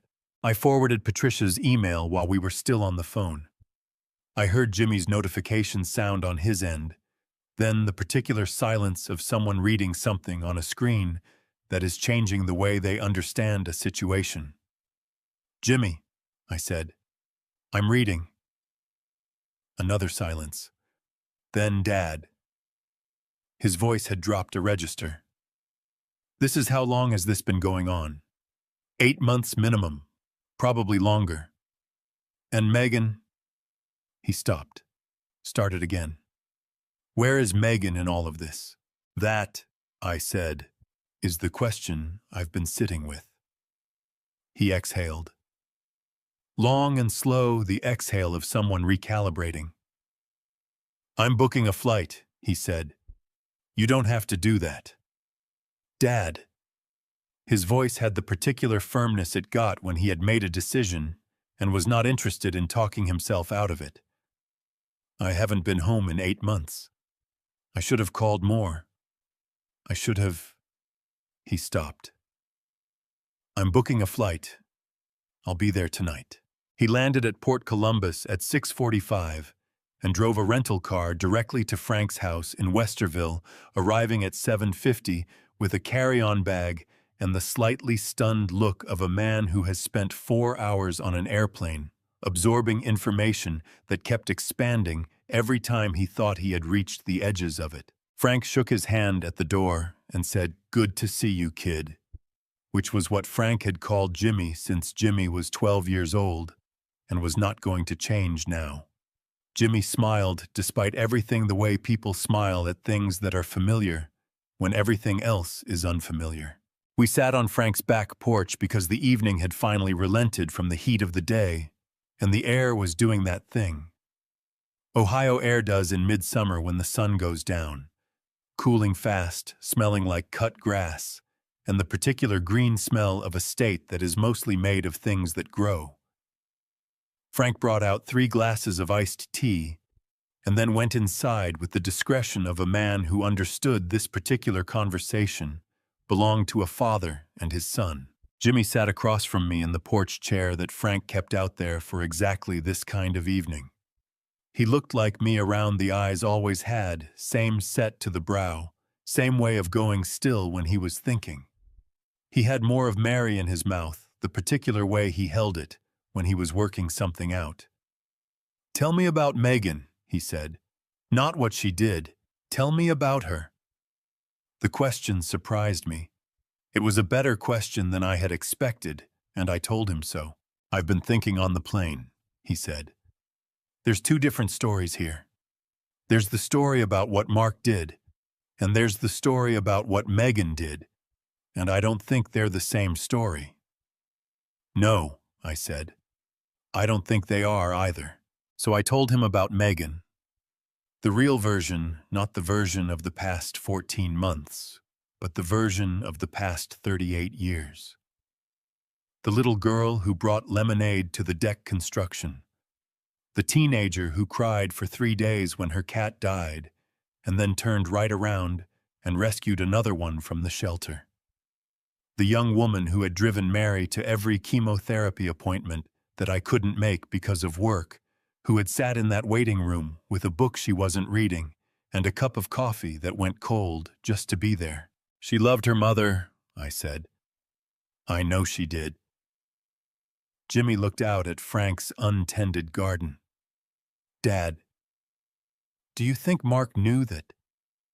Do you think he used that?" The thought had occurred to me. The idea that a man who wanted access to a house and its assets might look at a woman who was grieving her mother and see not a person but a leverage point, a way in a signature on a document, a name on a title. "I think," I said carefully, "that it's possible to be used without knowing you're being used. And I think it's also possible to let yourself be used because it's easier than asking questions you're afraid of the answers to." Jimmy nodded slowly. He turned his iced tea glass in his hands, the same way I turned things in my hands when I was thinking, which I had never noticed until right now. "I should have been here more," he said. It was not a performance of guilt. It was just a fact stated plainly the way Jimmy stated things when he meant them. "After Mom died, I should have come back more. You had your life. You're my father." He said it simply. That's my life too. We sat with that for a while. The Ohio evening settled around us the way it does, gradually, generously, without rushing anything. Then Jimmy's phone buzzed on the armrest of his chair. He glanced at it. Something in his face shifted, not alarm exactly, but attention, the sharpening that happens when something unexpected arrives. He turned the screen toward me. A text from Megan Jimmy. "I need to talk to you. Not about Dad. About Mark. Something's wrong, and I don't know who else to call." I read it twice. Then I looked at my son. "She reached out to you," I said. "Yeah." He picked up the phone, read it again. "Dad, I think she's starting to see it." Jimmy texted Megan back that night, and they agreed to meet the following morning. He didn't tell her he was in Columbus. He just said he was available and named a coffee shop on 5th Avenue in Grandview Heights. The kind of place with exposed brick and local roasts and enough ambient noise that a difficult conversation could happen without the people at the next table knowing exactly what was being said. I didn't go. That was Jimmy's call, and it was the right one. Some conversations need to happen without the person they're about sitting in the room. I stayed at Frank's and drank coffee and watched Frank pretend to read the newspaper while actually watching me not eat my breakfast. Jimmy called me at 11:43. I picked up before the second ring. "Dad." His voice had the quality it had gotten on the phone yesterday when he'd finished reading Patricia's documents that dropped register that new weight. "Are you sitting down? Tell me." Megan showed up with a hotel receipt she found in Mark's car. "Cincinnati." 3 weeks ago, a Friday night. She said she thought he was at a conference. A pause. She asked me to look at their joint bank account with her. She had the password. She said she couldn't open it alone. I waited. Dad Mark has been transferring money out of their joint account for 8 months. Regular transfers every 3 to 4 weeks, always different amounts, so it wouldn't trigger an automatic flag. Anywhere from $5,000 to $12,000 at a time. Another pause. All of it going to an account registered to a woman named Lauren Sims, Cincinnati address. The kitchen at Frank's house was very quiet. Outside the window, a cardinal landed on the fence post at the edge of the yard, looked around with the alert intensity that cardinals have, and flew away. "How much total?" I asked. $67,000. Jimmy's voice was careful, the way voices get when they're delivering information that they know is going to land hard. "Over 8 months. Dad, that's the same 8 months he's been living in your house. $67,000. The same period during which Mark Carroll had registered a business at my address, borrowed $180,000 against my family's trust. Instructed a real estate agent to price my house for sale and arranged for my daughter to call my doctor. He had been running every piece of this simultaneously with the focus of a man who had decided what he wanted and was methodically removing every obstacle between himself and getting it. And while he was doing all of that, he had been transferring $67,000 to a woman in Cincinnati. "How is Megan?" I asked. The question seemed to catch Jimmy slightly off guard, the way it had caught Frank off guard when I'd asked the same thing the night before. He stopped. "Dad, she's not okay. She's sitting in that coffee shop right now, and she looks like someone pulled the floor out from under her. She found out about the loan this morning, too. I told her what Patricia told you. She didn't know. I believe her dad. She genuinely did not know about the $180,000. Did she know about Lauren Sims?" "No." His voice was firm. "She found the hotel receipt 3 days ago, and she's been trying to convince herself there was an explanation. She hadn't told anyone. She called me because she didn't know who else to call." I looked at the Cardinals' empty fence post, at the garden Frank kept meaning to replant. "She called you," I said. "She called me." A pause. "She asked about you. Whether you were okay. Whether you were—" He stopped again. "She asked if you hated her." The word landed in my chest, the way certain words do not painfully exactly, but with a specific weight that stays. Hated. 38 years of a person's life, and that was the word she was sitting in a coffee shop in Grandview Heights, wondering about. "I called Patricia," Jimmy continued. "She wants screenshots of everything, the transfers, the amounts, the dates, the receiving account name. I took them while Megan and I were still at the table." Another pause. "Patricia said the transfers are significant for multiple reasons. In Ohio, when a married couple divorces, the court divides marital assets equitably. But if one spouse can be shown to have wasted or deliberately depleted marital assets, her word was dissipated, the court takes that into account. $67,000 transferred to a third party over 8 months qualifies as dissipation under Ohio law. Dissipation. The legal term for a spouse systematically draining shared resources for purposes unrelated to the marriage. Mark had not simply been unfaithful. He had been funding that unfaithfulness with money that half belonged to Megan, which meant he had been taking from her twice, once with his absence and once with her own bank account. "Patricia wants everything ready before Thursday," Jimmy said. "She's confirmed the meeting, 6 people in her office. She said she wants Mark to walk in thinking he still has leverage." "And does he think that?" I asked. "According to Megan, yes," Jimmy's voice had something in it now that I recognized, the particular steadiness that comes not from the absence of anger, but from anger that has been decided and set aside for a purpose. He came home last night, acted like nothing had happened, told Megan the whole situation with you was a misunderstanding that would sort itself out.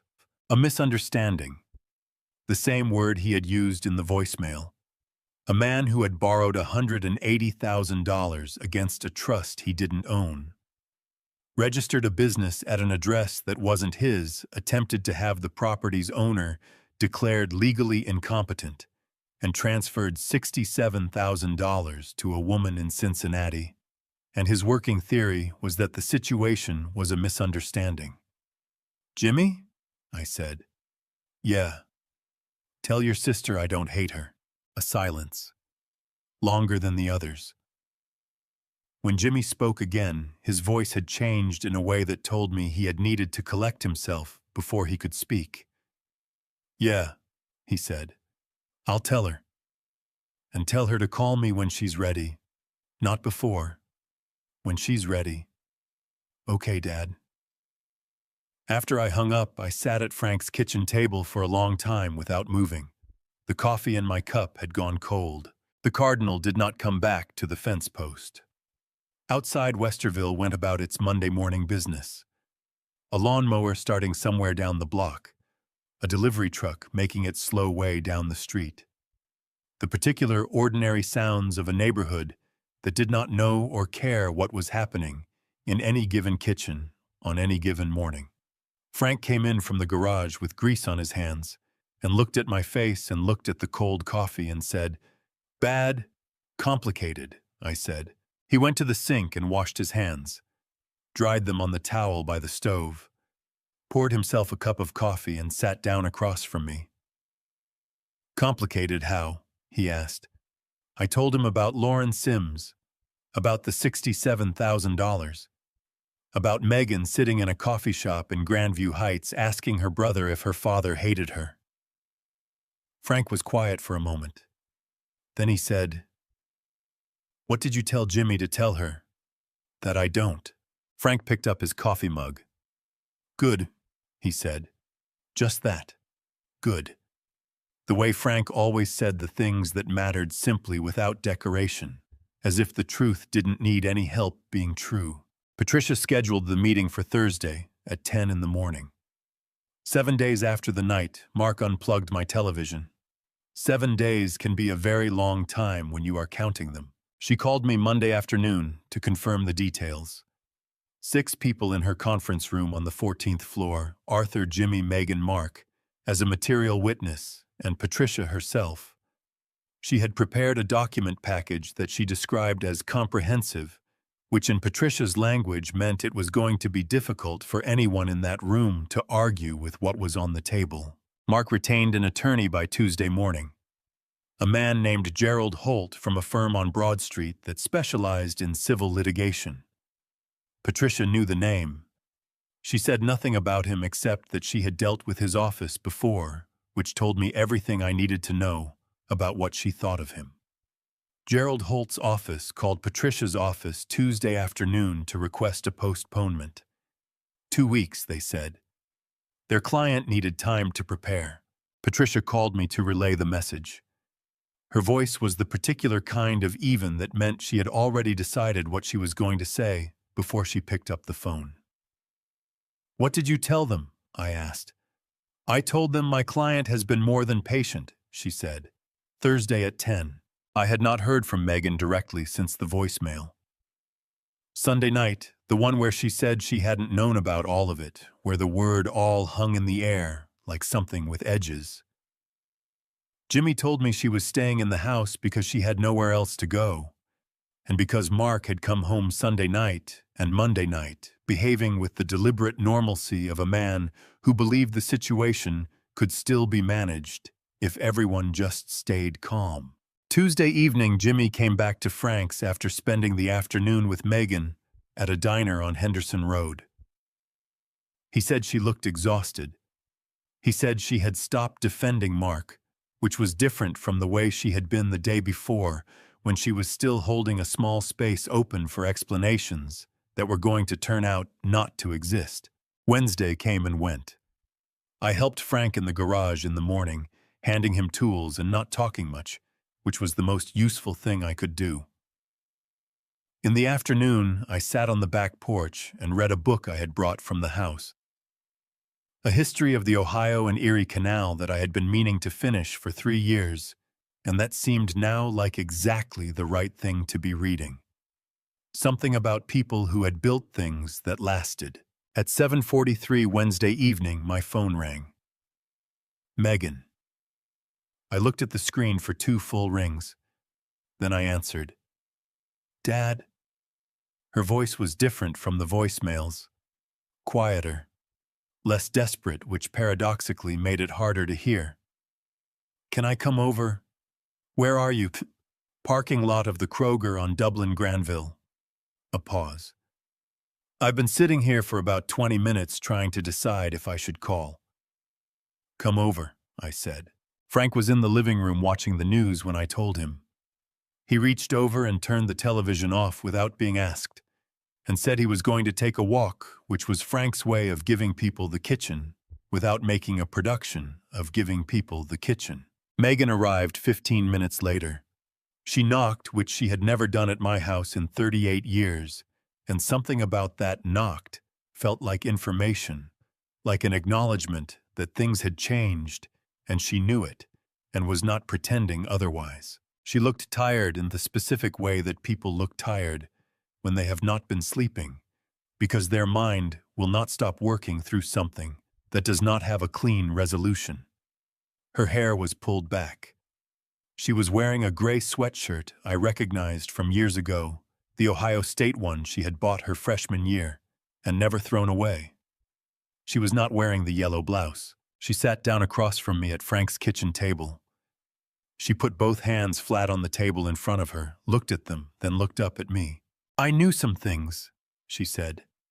I need to say that first. Before anything else. I knew some things and I looked the other way, and that's not the same as not knowing. Her voice was steady, but her jaw was working the way it had when she was a child, trying not to cry in front of people, that specific tightening along the jaw that I had seen 100 times over 38 years and had never once been able to watch without it affecting me. I didn't know about the loan. I didn't know about Lauren. But I knew he was planning something, and I was scared, and I wanted it to work out. And I told myself it wasn't my business to ask. I looked at my daughter sitting across from me in Frank DeLuca's kitchen at 7:58 on a Wednesday evening. The doctor, I said. Dr. Hassan. She closed her eyes briefly. He told me he needed documentation, that it was just a precaution. I told myself it wasn't going to go anywhere. She opened her eyes. I told myself a lot of things. I know, I said. I'm not asking you to forgive me tonight. Her voice broke slightly on the word tonight recovered. I'm not asking you to forgive me at all. I just needed you to know that I know what I did, and that I'm sorry, and that She stopped, started again. I miss Mom. I miss her every day. And I think somewhere in all of this I was trying to hold on to something, and I grabbed the wrong thing, and I hurt you, and I can't. She pressed her lips together hard. I reached across the table and put my hand over hers. She stared at my hand on hers for a moment. Then she turned her palm up and held on. We stayed like that for a while without speaking, which was not silence in the way that the silence of those months in the house had been silence, the silence of absence and avoidance. This was something else. The silence of 2 people who had said the necessary things and were letting them settle. Eventually she asked in a smaller voice, "What's going to happen tomorrow?" I thought about Patricia's document package, about the trust structure Mark did not fully understand, about $67,000 and a hard money lender, and a guardianship petition built on invented symptoms. About the 7 days since a Thursday night in July when a man had walked into my living room and unplugged my television and told me to go to bed. The truth, I said. That's what's going to happen. All of it in one room. Megan looked at the table. Then she nodded slowly, the way people nod when they are not agreeing to something pleasant, but are agreeing to something necessary. I'll be there, she said. I know you will. Frank came back from his walk at 9:15, stomping his feet on the mat, more loudly than necessary, to announce himself, and found us still at the kitchen table with 2 cups of tea that Megan had made at some point, without either of us quite noticing. He looked at the 2 cups and at the 2 of us, and said, "Anybody want cornbread?" And the tension in the room, which had been real and necessary, eased into something that was not quite normal, but was at least survivable. Before I reveal the full bitter confrontation that exposed the truth, please comment the number 16 or the words "still here" below, so I know you are still with me. Also, please note the upcoming events include some fictionalized elements structured for educational and entertainment purposes. If you feel this content doesn't align with your personal preferences, feel free to stop the video right here. I had been in Patricia Okafor's conference room on the 14th floor of the Huntington Center more times than I could count over the past 2 years, and I had never once looked out the window. That Thursday morning, I stood at the glass for a full minute before anyone arrived. Columbus spread below in the early light, the grid of streets, the Scioto River, the State House dome to the south. A city going about its business indifferent to what was happening on the 14th floor. Then the elevator opened. Jimmy came in behind her button-down shirt, 4 hours of sleep written across his face, and worn without complaint. He shook Patricia's hand, nodded at me, and took the chair to my left. Megan arrived at 9:58. She didn't look at me when she came in. She looked at the table at the window at her hands. But she sat on our side. Mine and Jimmy's. That was not an accident, and I noted it without saying anything. Mark walked in at 10:03 with Gerald Holt, a compact, silver-haired man who set his briefcase on the table and clicked his pen twice with the air of someone beginning a performance he had rehearsed. Mark sat beside him and looked around the room with the steady confidence of a man who believed he already knew how this ended. When his eyes reached me, he gave one nod, the kind that means nothing. Patricia opened her folder. She began with the LLC. Carroll Property Solutions, registered in November, registered agent address listed as 4412 Elmwood Drive. Arthur Vance's home used without his knowledge or consent. Gerald Holt started to say something about informal family arrangements. Patricia set Ohio's registered agent statutes on the table without looking at him and kept going. She moved to the real estate inquiry. Sandra Cole Realty One Group contacted by someone representing himself as acting on behalf of the property owner. The owner had authorized no such contact. Gerald Holt wrote something on his legal pad. She moved to Dr. Hassan. A call to Arthur Vance's physician representing that he showed signs of cognitive decline. 11 years of records showed no such findings. Patricia placed Dr. Hassan's letter on the table. Gerald Holt picked it up, read it, set it down without comment. She moved to the guardianship matter. A consultation regarding Ohio Revised Code. Chapter 2111. The process for petitioning Franklin County Probate Court to have a person declared legally incompetent. No petition had been filed, but preparatory steps had been taken. Those steps were documented. Gerald Holt cleared his throat. These matters, while perhaps representing a breakdown in family. Gerald. Patricia's voice was pleasant and immovable. Let me finish. He stopped. She opened the second folder. The hard money lender. A lien filed against 4412 Elmwood Drive, collateralized against Megan Carroll's beneficiary interest in the Arthur and Mary Vance Family Trust. $180,000, 14% annualized interest.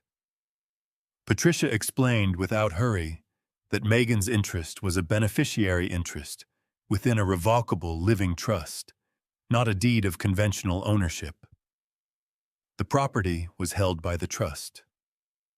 Arthur Vance was its sole trustee.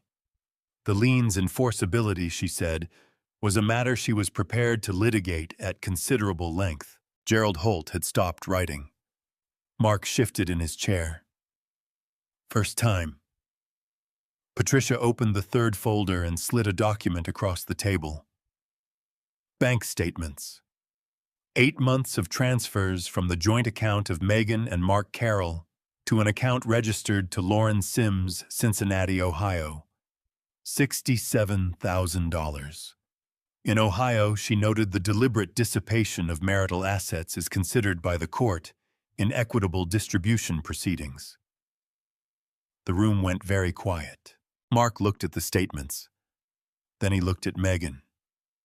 Megan was looking at the table. Her jaw was set the way I had seen it the night before in Frank's kitchen, that specific tightening of someone holding something in by will alone. "This is—" Mark started. "Mark!" Gerald Holt's voice was low and urgent. Mark stopped. Gerald Holt looked at Patricia. Something had moved in his expression. The rehearsed confidence had shifted the way furniture shifts in a room when the floor settles. "Could we take a short recess?" "Of course," Patricia said. They were gone 11 minutes. When Gerald Holt came back, he sat heavily and stated that his client would withdraw the LLC registration from Arthur's address, would not pursue the real estate matter further, and was prepared to discuss the lien in good faith. He said nothing about Lauren Sims. There was nothing useful to say. Mark stood. He looked around the table one final time at Patricia, at Dot, at Jimmy, at me. Then he looked at Megan. She looked back. Whatever passed between them in that moment was enough. He picked up his jacket, walked to the door, and went out. The door closed behind him. Nobody moved. The room absorbed what had just happened the way rooms do, quietly, without ceremony. Then I heard Megan. Not loud, not performed. The real kind of crying, the kind that starts somewhere deep and comes up whether you intend it to or not. She pressed both hands over her face. Her shoulders moved. Jimmy put his hand on her back. I looked at my daughter. I thought about a 9-year-old carrying a pitcher of lemonade with too much sugar across a half-built deck on a summer afternoon in 1994. I thought about the yellow blouse, about the birds in the basement. Some things break. Some things can be rebuilt. You don't always know which is which until later. I put my hand on Megan's arm. She leaned into it the way she used to when she was small. I let her. I gave Megan 60 days. Not because I wanted her gone, because she needed time to find out who she was when no one was telling her. Mark left within a week. Businesslike. 3 days of boxes, no scenes, no words directed at me. Men like Mark Carroll don't rage when they lose. They recalculate. Whatever Gerald Holt was helping him plan next was no longer my concern. I came home on the 8th day. Frank drove me, pulled into the driveway, and sat looking at the house through the windshield for a moment before saying anything. "You good?" he asked. "Ask me in an hour," I said. He nodded. "I'll be at the shop." I went in alone. The house smelled like someone else's soap. A coffee mug I didn't recognize sat in the dish rack, but my photographs were back on the walls, every one of them at the exact heights they had always been. Mary's ceramic birds were back on the shelf. The recliner was by the window where it belonged.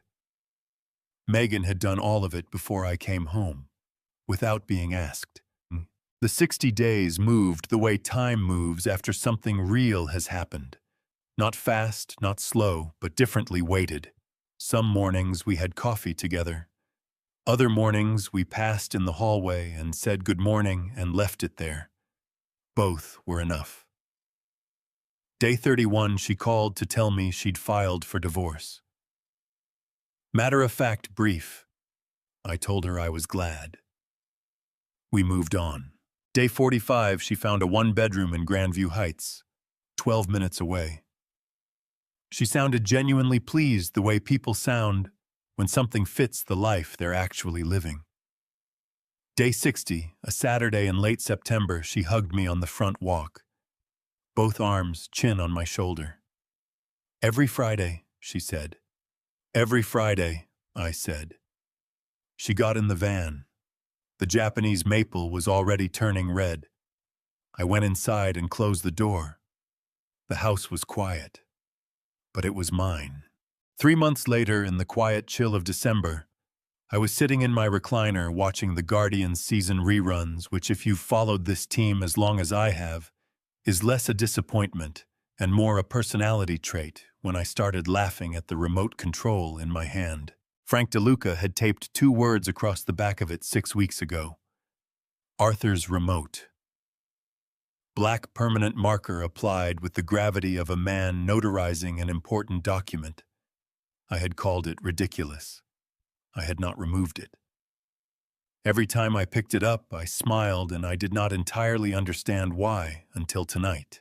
It wasn't the joke. It was the fact that the joke had been necessary.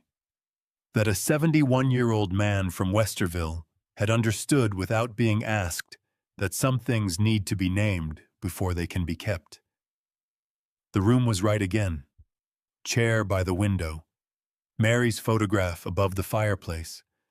Her ceramic birds on the shelf, cardinal closest to the light, the way she always arranged it. Megan had come last Friday. Apple pie from Mary's recipe eaten at the kitchen table with the game on low. We talked about small things. She hugged me at the door, both arms chin on my shoulder, 1 second longer than necessary. We did not mention Mark. We did not need to. Jimmy called Sunday. 40 minutes. Carol had apparently said something that made him reconsider the distance between Denver and Ohio. He was thinking. That was enough for now. Frank came Tuesday. Coffee. Chess. The silence of men who have nothing left to prove. I set the remote down and looked at Mary's photograph. They lost again, I said. She was smiling, the way she always smiled, like she already knew the ending to every story I was still living through. Maybe she did. Just quiet. Just home. Looking back at my journey, I realize how close I came to letting others erase my life. I always thought staying silent was an act of love, but I was wrong. God gave us a home and a baseline of dignity to protect, not to hand over blindly out of guilt. This isn't just one of those old grandpa stories meant to pass the time. It is a raw family story about the steep cost of conflict avoidance. Don't be like me. Don't let anyone make you smaller than you are under your own roof. My personal view is simple boundaries aren't selfish. They preserve the very structure of love. Every aging man has his own unique grandpa stories, but a true family story requires mutual respect, not quiet submission. We must stand firm before everything we built is packed away into the basement of regret. This definitive family story taught me that home is worth fighting for, and I hope these grandpa stories remind you to guard yours fiercely. What would you do if your own family turned on you? Share your thoughts, like and subscribe to the channel for more deeply emotional, insightful narratives. Thank you for staying with me until the very end. Kindly note, future episodes may contain dramatized elements structured purely for educational purposes. If this content does not align with your preferences, feel free to exit and choose another alternative.